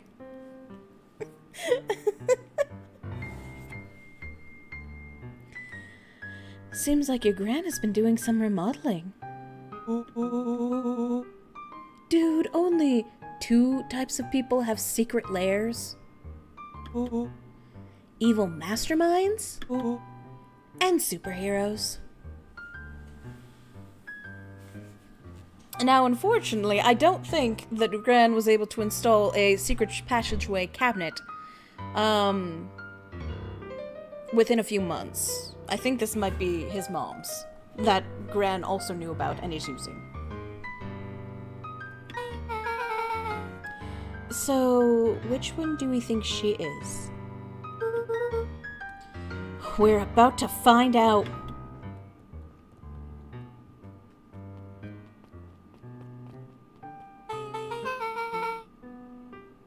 Okay, so more of an unhinged conspiracist vibe? Oh, wow. Yeah, this cannot be good. We need to look around before jumping to conclusions. Yeah, I have a feeling on festival day she snuck all of this into the factory. And did not know the explosion would cause an ice age.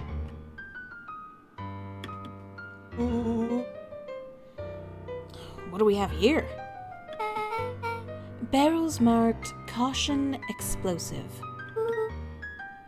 And jam jars? That's enough jam to feed the whole town. What kind of incendiary jam is your gran making? Incendiary. Ooh. She wouldn't have had me walk around town delivering bombs. Right? Only one way to find out. Wait, is it nitroglyceride jelly? Maybe. Although it seems like the Nun Creed at least is getting actual jam. Rolo casually spun open a lid and dipped his finger in the jam. Huckleberries.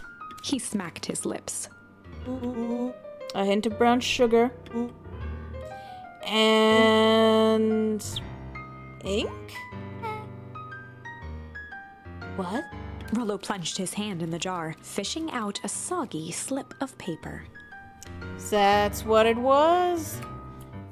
It was hiding it in the food. Everyone loves hiding things in food, apparently. Aha! Rolo offered the slimy note to Luca and licked his fingers clean. It's addressed to Mrs. Fratelli. A grand jamgram? Say that 3 times fast. It says, Last night, I used the disguise Eris provided to scout the location. The timing window should be possible. Operation Sparkplug is a go.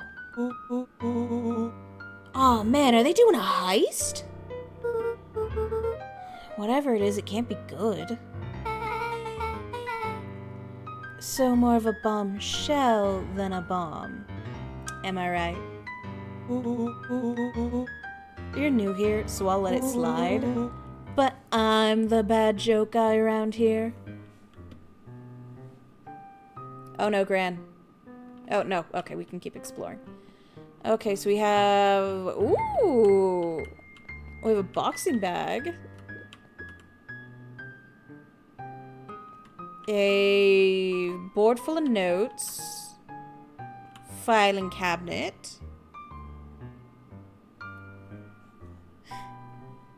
Never name your ops in relation to what you're actually doing. Covert ops rule number 1. Okay, we got a little wheelie chair.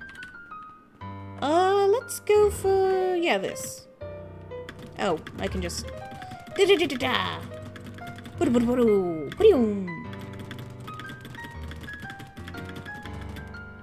I tell you what, for the 4 months I tried kickboxing, I could never get a good rhythm with this thing going. Am I going to get an achievement?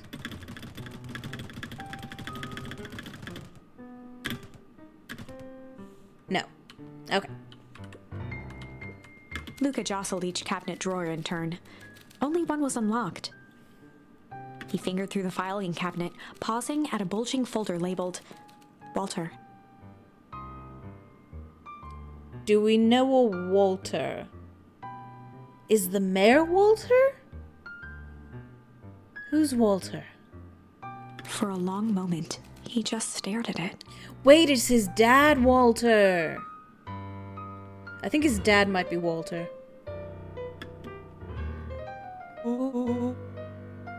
What you got there? It's my dad? Looks like some of his old medical files. Your dad was a doctor? Luca nodded and caressed the label with his thumb. Well, are you gonna read it? Here, let me help. Rolo swiped the folder from the drawer and began leafing through the pages. He whistled to himself, barely looking at the text. How about you actually read some of it? One sec. Dense documents such as this are a lot like a cheeseburger. It's best to skip straight to the middle. That's where all the meaty bits live. My cat stole my small bag of jelly beans! Oh no! My cat wishes she could. She does not have the capabilities. She's very old now. But I hope you got them back. Kitty, no! Kitty, yes. Kitty wants to live on the wild side. The jumpin' bean side.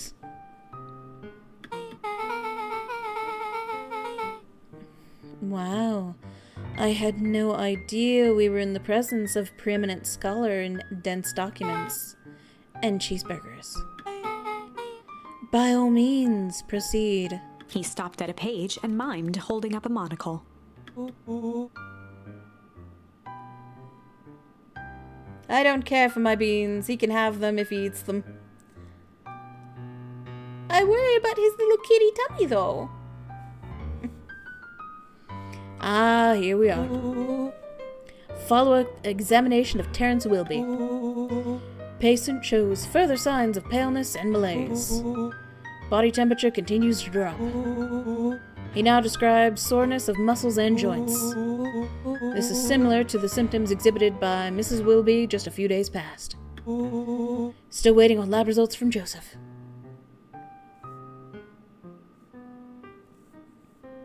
My cat wouldn't eat the beans, but she would eat the plastic.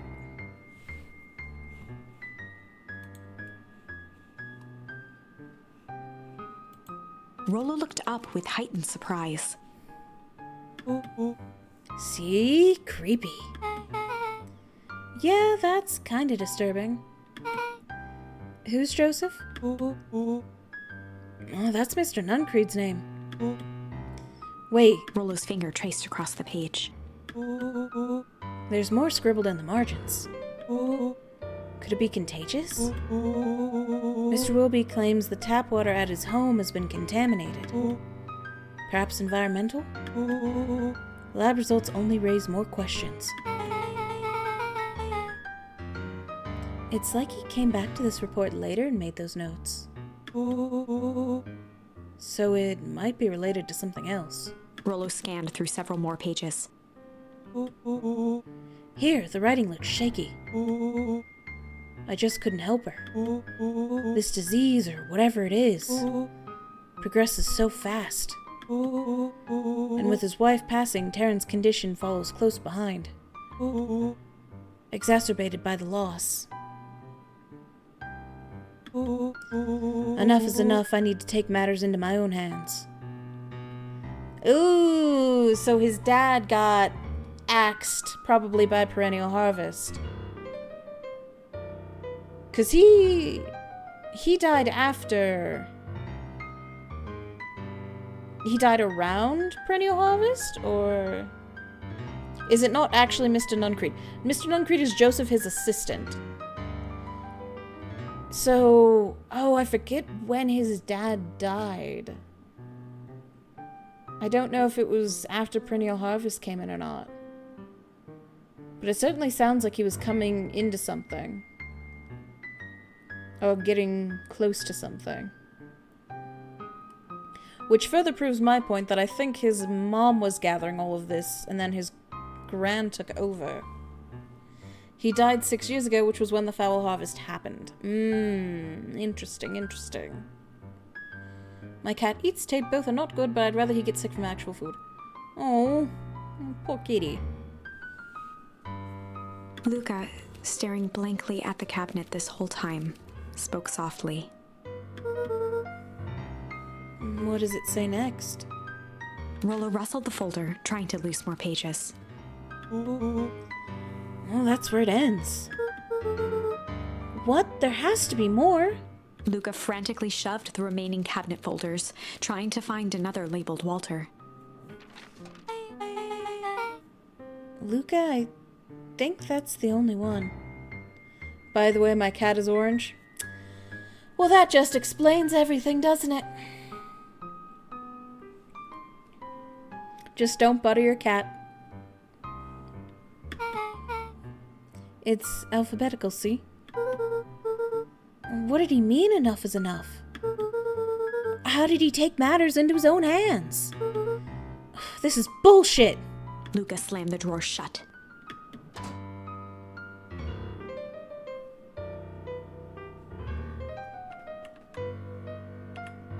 A spider web of string connected photos of people from the town, interspersed with hastily scrawled notes. Well, she sure has kept herself busy.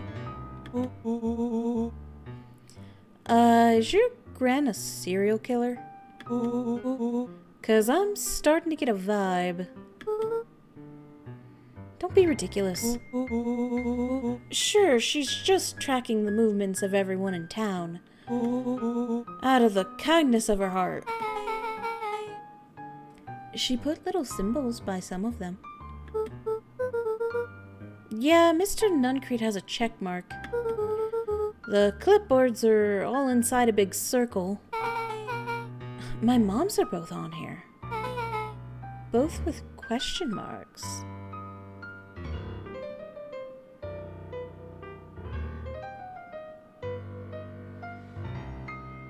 Not gonna read that out loud, Kaito. Kaito, fuck. Good for you.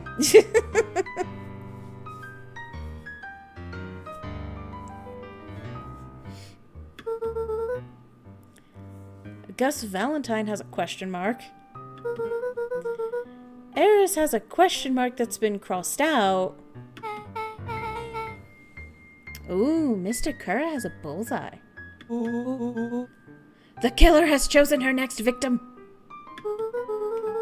We don't know what any of this means. Oh, whatever it means, it's probably not good. Okay, and now we can look at the thing on the table. They crowded around a worn-down old map of Beacon Pines. Cool. This looks like a treasure map. Not every old map is a treasure map, Rolo.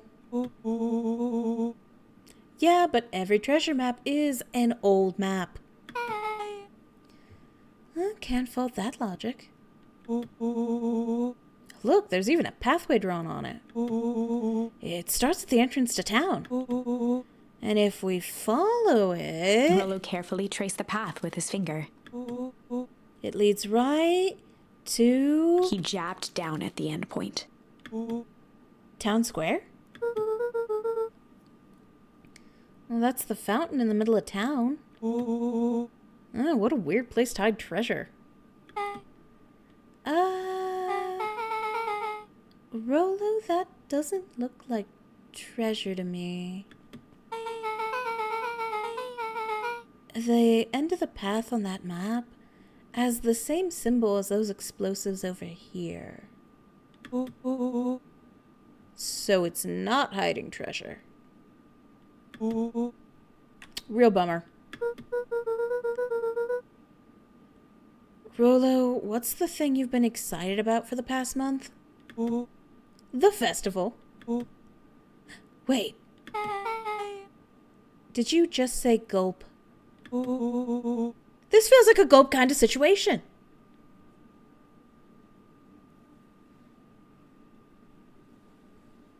I don't like saying he's my son, I gave birth to him. Technically, I could say he's adopted.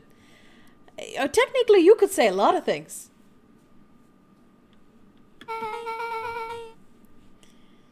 Everyone will be gathered near the center of town. She's gonna blow up the festival! Not if we stop her. What was that? Luca looked up from the map. What was that? No, I heard it too. That was the front door.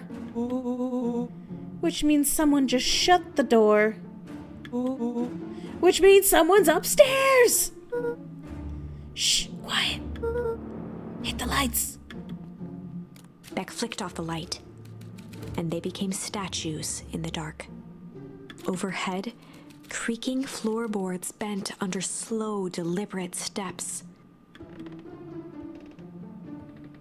The kids looked up, the tilt of their necks following each footfall. Haha, the kids are fucked. Yeah, they are. You don't gotta say it like that.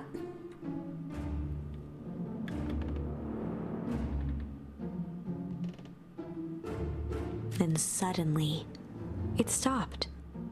Without realizing, they'd been holding their breath. All three exhaled shakily and glanced at each other. A muffled male voice broke the silence. A final few footsteps reached the entrance above them, and the voice now echoed down the stairs. The three kids shuffled to the corners without a peep. As he began to descend the stairs, the man's voice punctuated every new step. Male voice? Yeah. And I'm not recognizing the beeps. It might be a clipboard? Or it's the guy Grant's collaborating with? It's not Nuncreed, it's not the mayor. I don't think it's Kerr. Thump. Thump.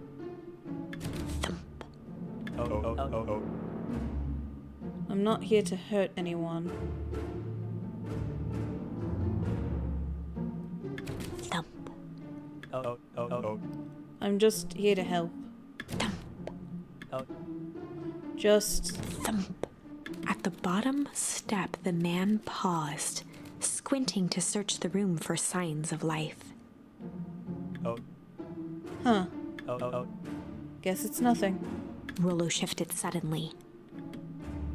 Luca gave him an intense, chastising look and whispered through clenched teeth. Rolo? Rolo. Don't. It was too late. Rolo was already inching toward the stairway. He screeched as he charged toward the shadowy figure. Flaming chicken coop! With all his weight, Rolo tackled the man to the ground. Rolo? Mysterious creepy man? Anyone there? From the dark corner, they saw something move. Rolo is a moron. Truly. Truly, truly. He is also an orange cat, you know. He can't help what he is. Well, I didn't know if I had it in me. But there was only one way to find out. Holy crap, Rolo, that was awesome. Wait, did you just kill that person? Luca scrambled to the hunched figure on the ground. Pressing his fingers to the man's neck, he sighed with relief. You sure clobbered him good, Rolo. He's knocked out cold. As Beck flicked back on the light, Luca and Rolo both gasped in stereo. It is the guy Gran's working with. Mr. Tolliver. I forgot his name. Chapter 7.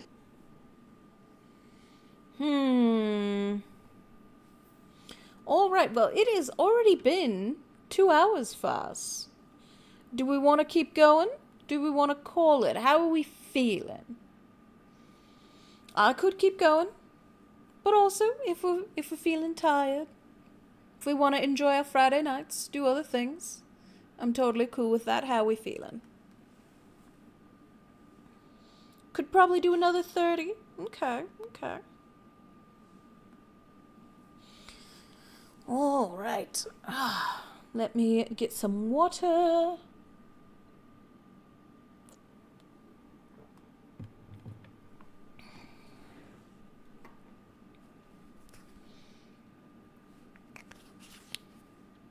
Get some chapstick. Okay. The interrogation of Hiram Tolliver. Still unconscious, Mr. Tolliver slumped heavily in a shoddy old chair. Seriously though, if Rolo had tackled him into the stairs, he very well could have killed this man. And I don't think he wants to be a murderer at 12. His hands were bound with rope, his feet tied with some loose string. Oh, we've done that to the man. With possible brain damage. Okay, we're not perfect children. The kids huddled in a circle, discussing their plan. One thing was certain. They couldn't just let Mr. Tolliver go. They needed to know what he was doing in Luca's house. After some deliberation, it was decided. They'd run the classic good cop, blank cop interrogation. Doesn't matter to me. I'm just glad to be here. Well, I'm glad you're here. I'm glad you're having a good time with me. And the rest of us. It's time to play the classic good cop, chill cop, good cop, hard cop.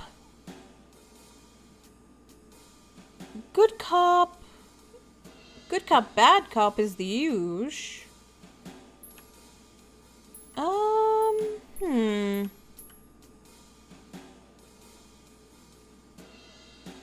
Good cop, hard cop. They'd run the classic good cop, hard cop interrogation. Rolo brandished a steely gaze. Rolo's gonna be the bad cop.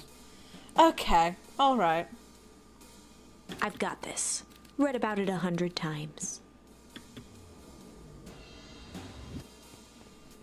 Rolo swaggered past the chair which propped up the slumping Hiram Tolliver. Without even looking at his captive, he began with a long, blustery drawl.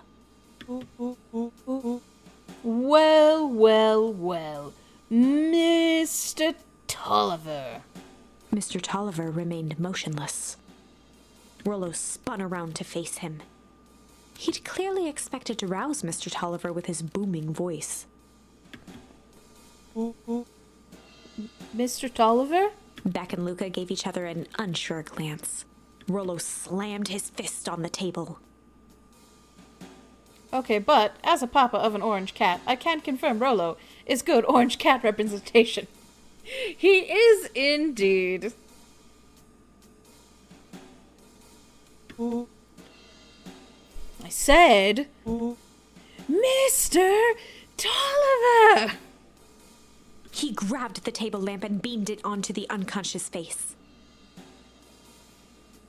This poor man has a concussion and has to deal with 3 stupid children. Mr. Tolliver groaned and slowly lifted his head. He recoiled with a muddled, weary squint. What in the world? The chair wobbled as he attempted to straighten up. Oh, he hasn't been caught in a situation like this since his 15th honeymoon. Who's there? Mr. Tolliver could only make out rough shapes through the glaring light. With a gruff tone, Rolo hoped to both conceal his voice and intimidate. I'll be asking the questions here, punk. Now hold on, let's just calm down. Oh, I am calm. 15th honeymoon? I meant 15th anniversary. 15th wedding anniversary. Now I ruined the joke. I can't go back and redo it. He hasn't been in a situation like this since his 15th wedding anniversary. There we go. He kind of looks like Harvey from Stardew Valley. Yeah, a little bit. A little bit. It's Harvey's persona. Calm as a carrot in dirt. No, I think 15th honeymoon still makes sense. Thank you. As for you... Nah, I don't care. I thought it was clever either way. Thank you. Looks like you're sweating. The doubtful expression on Beck and Luca's faces transformed into awe. We can do this my way, or... Well, let's just say, I've never needed another way. Rolo, hitting his stride, was now channeling every detective trope his memory could recall. He slammed the table again. Now dance! What? I don't even... Mr. Tolliver's voice became desperate. He was nearly in tears. You tied me down! How on earth could I dance? Dance with your mouth, punk. Spill the beans! What are you doing poking around this house? I'm here to help Juniper. To make sure everything's ready. Oh, so you're in cahoots with Gran? Gran? Mr. Tolliver was in a daze, now more confused than ever. Gonna help her blow up the festival, eh? Blow up the festival? Good Lord! He shook his head, feeling more and more dizzy. No, you've got it all wrong. Well, where is she now? She's headed to the source.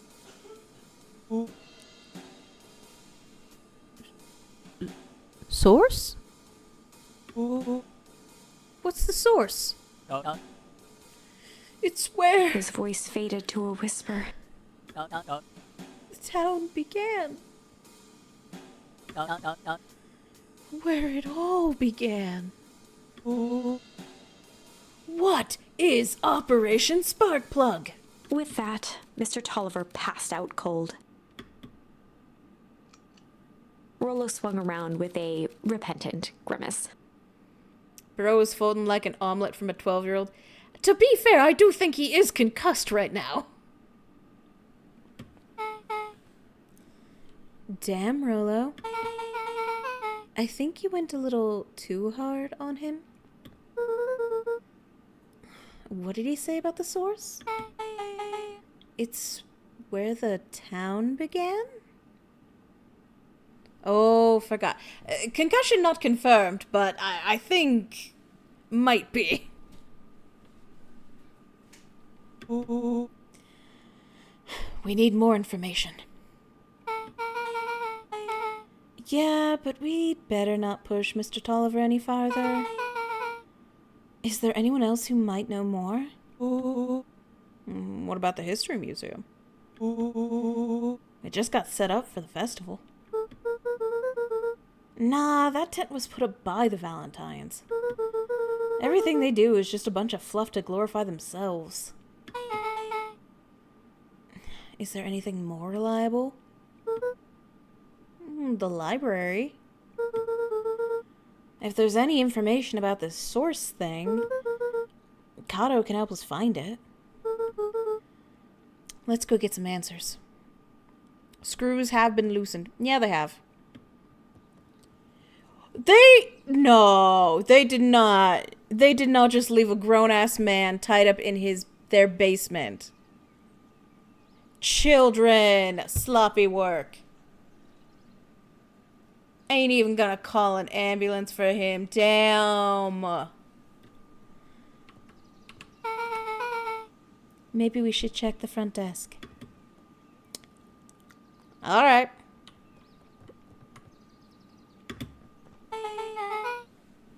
This is a dang nice library. Thanks. We work hard on it. Aren't you a little too adorable to be a librarian? Adorable. Ooh, I hope that's an option for cop. Good cop, adorable cop. And then it's just Luca just like, hey buddy, thanks for waking up. Can you tell me information? Yep, they did, Lo. Oh, Kato hung out here so much, eventually they gave him a set of keys. I just keep an eye on the place for Mrs. Novak sometimes. They got you working for free? It's quiet and I get access to all the books I can read. What more could a person want? Fair enough. Yeah, 'cause you're a child and you don't have bills yet. You don't know what a 401k is yet. What can I do for y'all? We need a favor. I already told you and Rolo. I can't put you any higher on the wait list for the next Hank Atomic. And if you're here with more candy, I'll have you know I can't be bought. Call it a personal code of conscience. Actually, we're looking to do some research. Now you're speaking my language. What are you looking for? That's the thing, we sorta don't know. What do you got on the history of the town? There's the county record archives. What's in those? Births, deaths, newspaper clippings, stuff like that. Pretty boring reading. But they do go all the way back to when the town was founded. Just so you know, I'm not really reading the story. I'm just listening to you read it. So I've been hearing Hankatomic as Hankatonic this whole time. Like a honky tonk. He could be a honky tonk Hankatomic.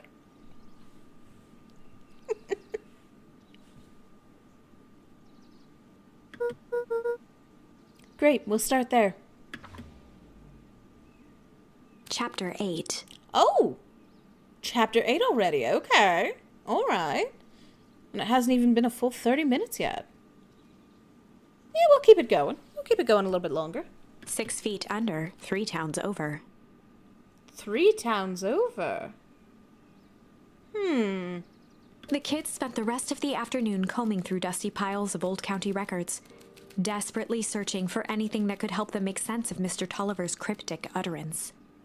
Luca tried to shake the thought of Gran's basement, but his focus wavered.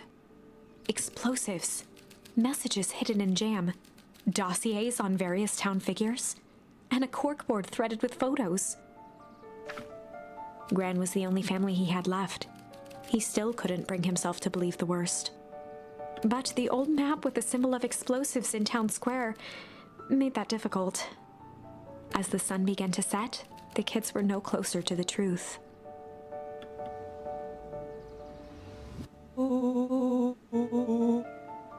If I have to read any more records, my eyeballs are gonna pop.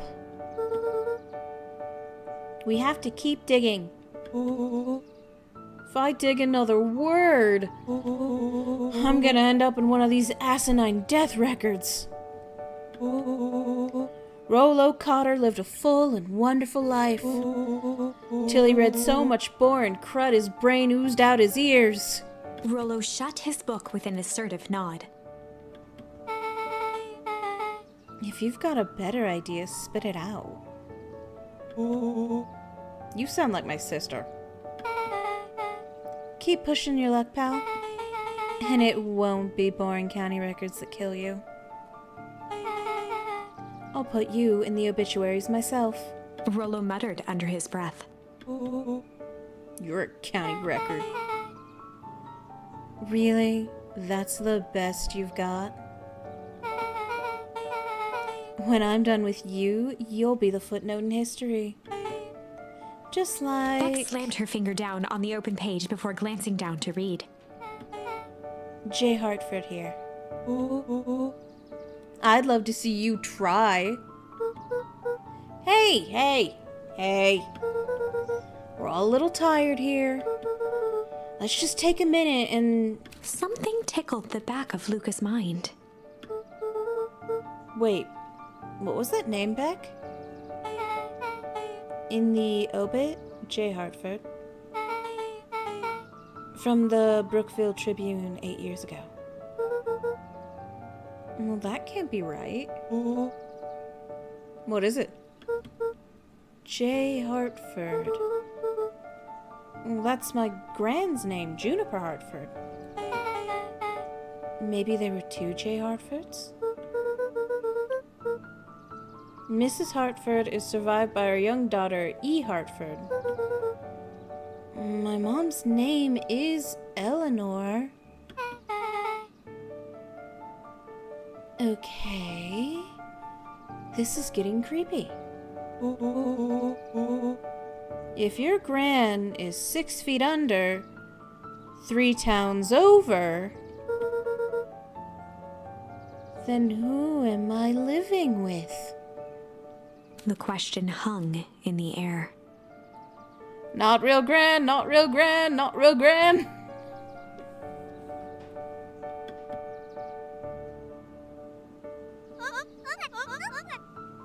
All right, gang, I gotta close up for the night.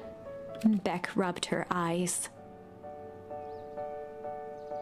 Once again, you do not have the pronouns I expected.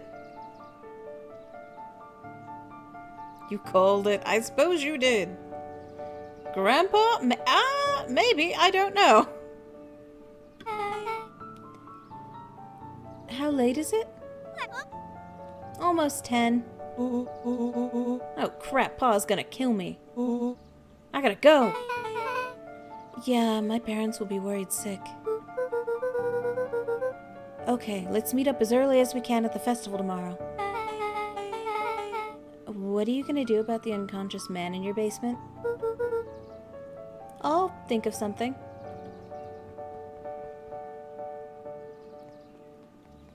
Luca's heart was pounding as he approached the house. I don't believe my grandmother is my grandmother anymore.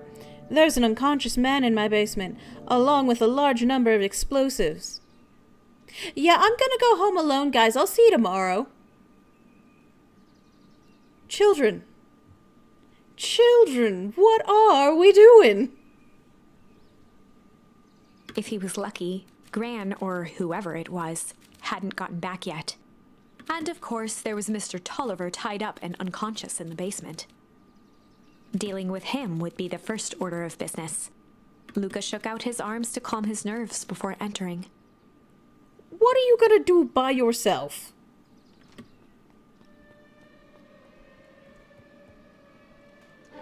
He held perfectly still, tempering his breath, and listened closely. And Gran's already home. She was asleep. His only hope was that she hadn't found Mr. Tolliver before dozing off.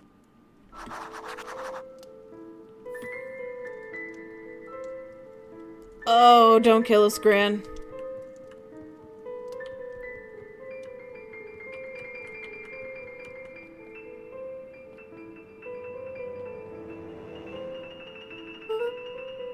Oh, no. Mr. Tolliver was nowhere to be seen.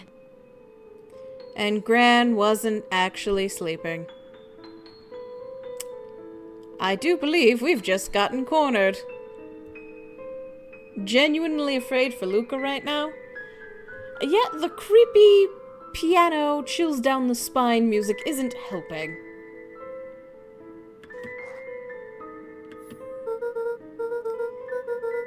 Maybe he woke up, escaped from his bindings, and left without a trace? Or maybe Gran knew everything. It's probably Gran knows everything. What do I do? Luca's hungry stomach groaned. Not realizing it, he'd gone the entire day without eating.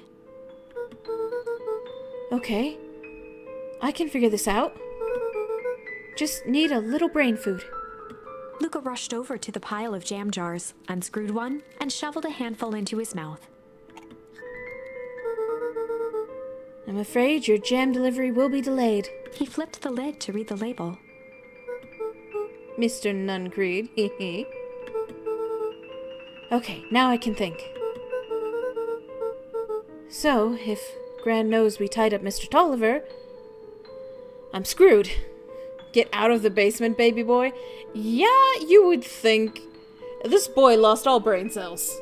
His two friends left him, and they took both of his brain cells, and they went in opposite directions, and there's no hope of him having a good thought anymore. If she doesn't know, then I need to play it cool. I guess the only option is to go to bed and act as if nothing is wrong. Gran will think Mr. Tolliver finished what he was sent to do and left when he was done.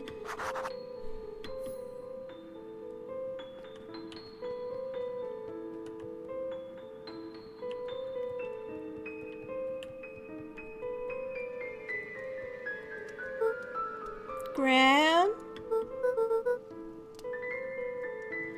Okay, stick to the plan. Go to bed. Play it cool. As Luca climbed the final stair, the emotion of the day dragged heavily on him. With each consecutive step, his legs weakened. I have a feeling the gem for Mr. Nuncreed was tampered with. Was meant to make Mr. Nuncreed sleepy, so he wouldn't interfere. His stride began to falter. He tried to grab for the railing to steady himself. Something was wrong. Come on, legs. Just a few more steps. Luca groaned and tried to move. His limbs might as well have been bolted to the ground. Through numb lips, he mumbled just before falling asleep. The drum?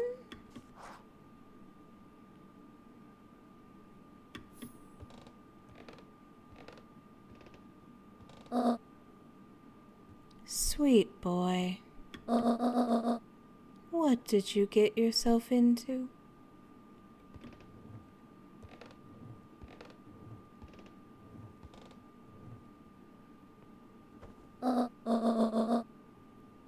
Rest now, and let me handle everything.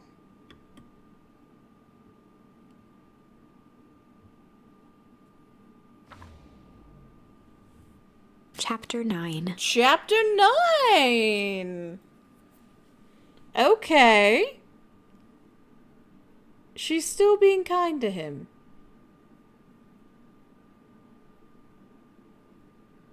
Okay, that gives me hope that whoever this Gran is does care about Luca. Even if they're not perhaps biologically related. Could be a sister, maybe? Maybe she's his great aunt? She's the sister of the actual Juniper Hartford? And Eleanor was her niece? Potentially, maybe. Yeah, I mean, she certainly could have done worse. She could have locked him in the basement behind the cabinet. Or killed him. So the fact that she just put him to bed tells me she has some kind of affection for him. And again, the letter that she didn't have to do. And I still maintain, who the fuck told her to come? True. Potentially someone in the town that she's working with. It could be Eleanor was working on something, because again, I don't think Grant had the time to install that secret basement. I think that's his mother's secret basement. So maybe she's just taking over Eleanor's role in things. Eleanor failed. And so Eleanor phones somebody in, or someone else phoned her in to come and take over Eleanor's spot in this coup. Yeah. So, it is now 2:30, 2.5 hours. Do we want to keep going, or do you want to end it here? Could do either.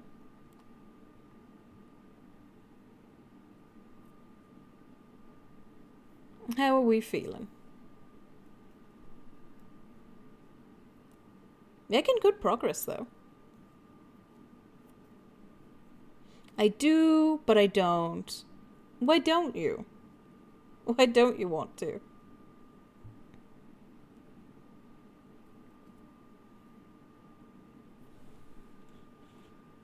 Where are we at right now? Saved at 9:54. Okay, so we saved right on time. So we wouldn't have to do a lot of backtracking if we ended here.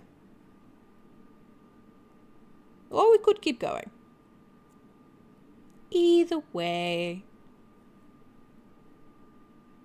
Scared? Oh, so scared. Or do you want to end on a cliffhanger?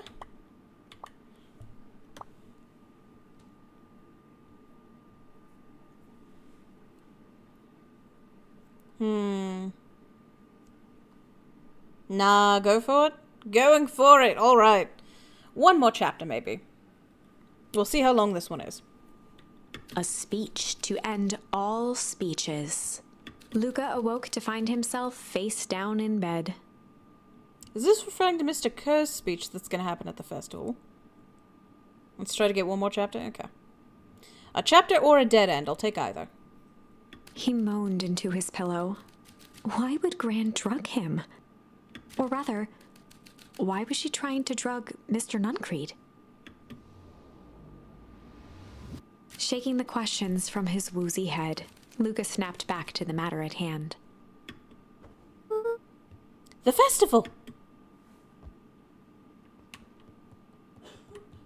Oh, he's not locked in his room.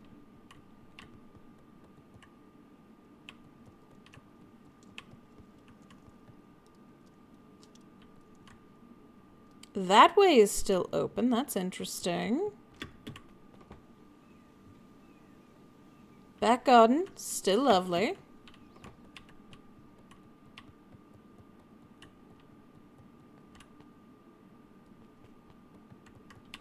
Just leaving that exposed. Okay.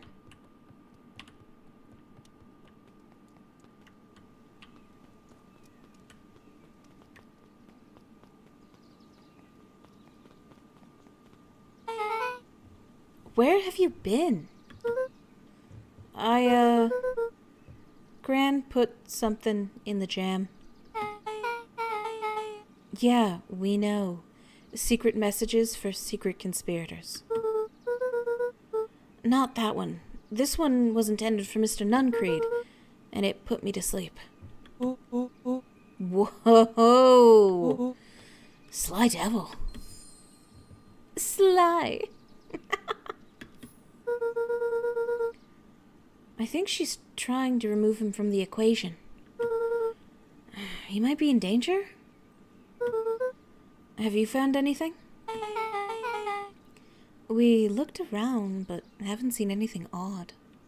Your Gran's nowhere to be found. But Mr. Nuncreed is just loafing around waiting for the speech. What speech? Mayor Gus just got up to the podium. Please remove him, he's the worst. Everyone is gathering at the stage. Let's get moving.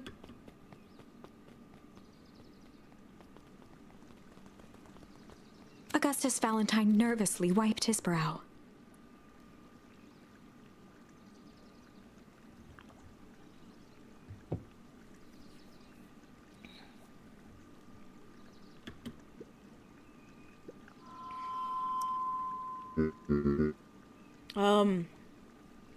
Hello, Beacon Pines. I'm Augustus Valentine, your mayor, and I suppose you already know that. Yes, before we get started, I just wanted to take a moment to recognize someone who couldn't be here today. This town wouldn't be where it is today without my father, Sharper Valentine. So I thought we could begin with a round of applause befitting such a great man.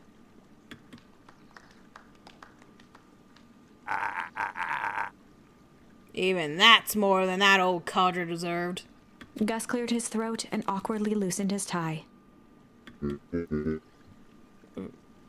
Right, where was I? William Kerr bounded on the stage with the energy of a preacher at a big tent revival. Gus Valentine, everyone! He gave Gus a hearty slap on the back and motioned him off the stage. Let's hear it for our mayor. I paraded you out, and now I'm done with you. Go away. What a great turnout. Oh, heck, I didn't prepare anything. But I suppose I could say a few words. Would be a shame to waste such a beautiful podium. Mr. Kerr pulled a thick stack of note cards out from his vest. Community, conviction, commitment.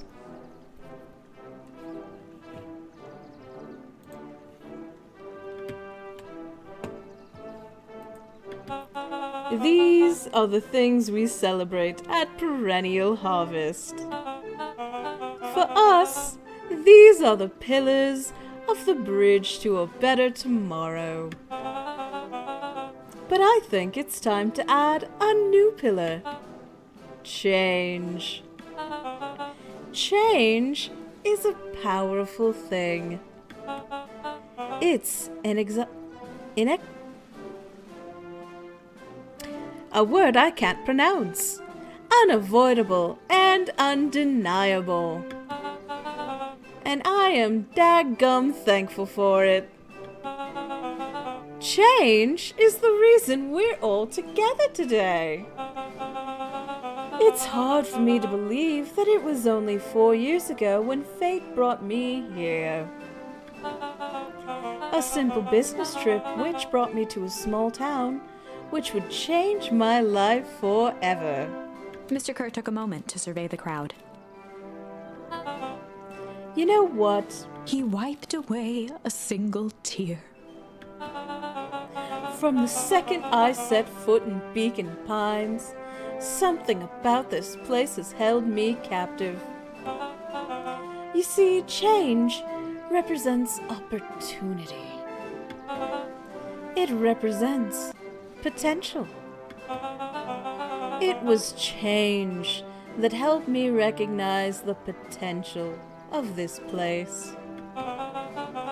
To see that the people of this town, despite suffering great loss, still held on to the things that made them special. He thumped the podium to emphasize each word. Community, conviction, commitment, change. Mr. Kerr nodded confidently, biting his lip. The crowd was silent, in rapt attention. Fate made a perfect match that day. Nothing is more important to you all than community. And Perennial Harvest is a community first and foremost. Mr. Kerr methodically made eye contact with each section of the crowd. The only way you made it through the foul harvest was an unshakable conviction. A conviction that a better tomorrow was just over the horizon. Perennial Harvest was founded on the conviction that we are that horizon. This festival is a symbol of our commitment to each other. His voice began to build to a crescendo. We now walk hand in hand into a future that we will shape together. And that is what change is all about. Grabbing the future by the scruff of the neck and making things happen. Change is a choice. I am tickled pink that we will all be making that choice together. How great is that? Just imagine what we can accomplish.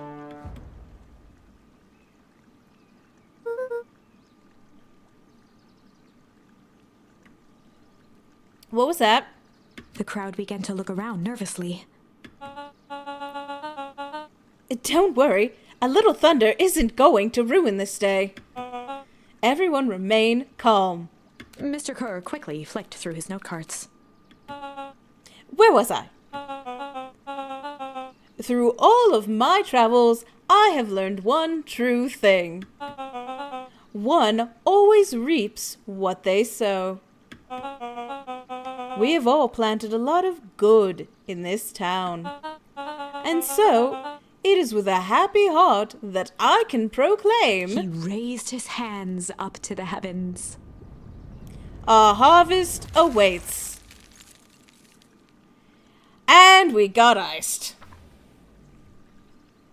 At that moment, a merciless wall of impossibly cold air ripped through the crowd, instantly freezing everyone and everything it touched.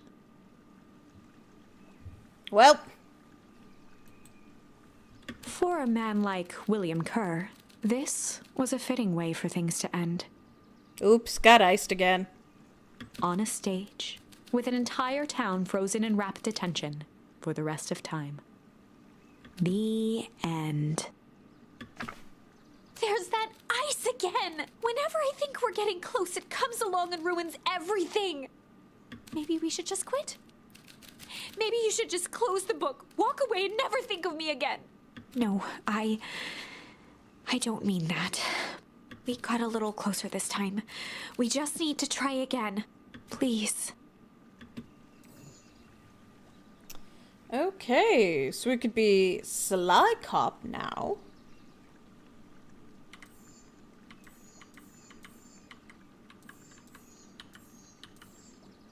Could try flight again. Still only have the one for shame. Looks like this might be the branch we need.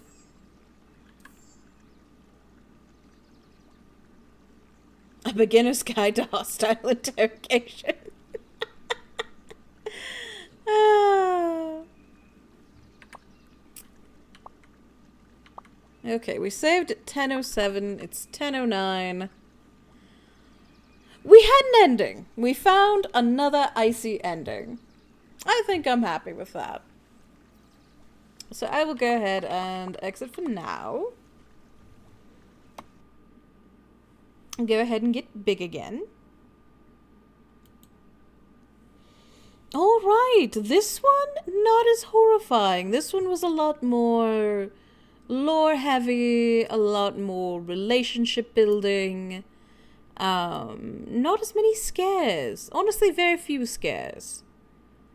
A little bit scary with Luca having to go home and his friends just abandoning him to whatever fate befell him. But not too bad, I think. So I'm pretty happy with that. Hopefully next week will be scarier. I don't know if I'm going to be able to stream on Thursday. I am not streaming on Friday. I might be able to stream next Saturday. I don't know. I'll have to see where the plans lead me, since Friday is Halloween. And I'm going to a very wonderful Halloween party that I'm quite looking forward to. That said, I hope you all have wonderful Halloween plans. I will still be here on Tuesday for another Date Everything stream, where we might just be realizing people. We might be realizing Dorian, might be realizing Zoe. I certainly hope so. That said, thank you all so much for watching tonight. I certainly hope you enjoyed watching, because I certainly enjoyed being watched by all of you and interacting with all of you. And I will see you all next time. Good night.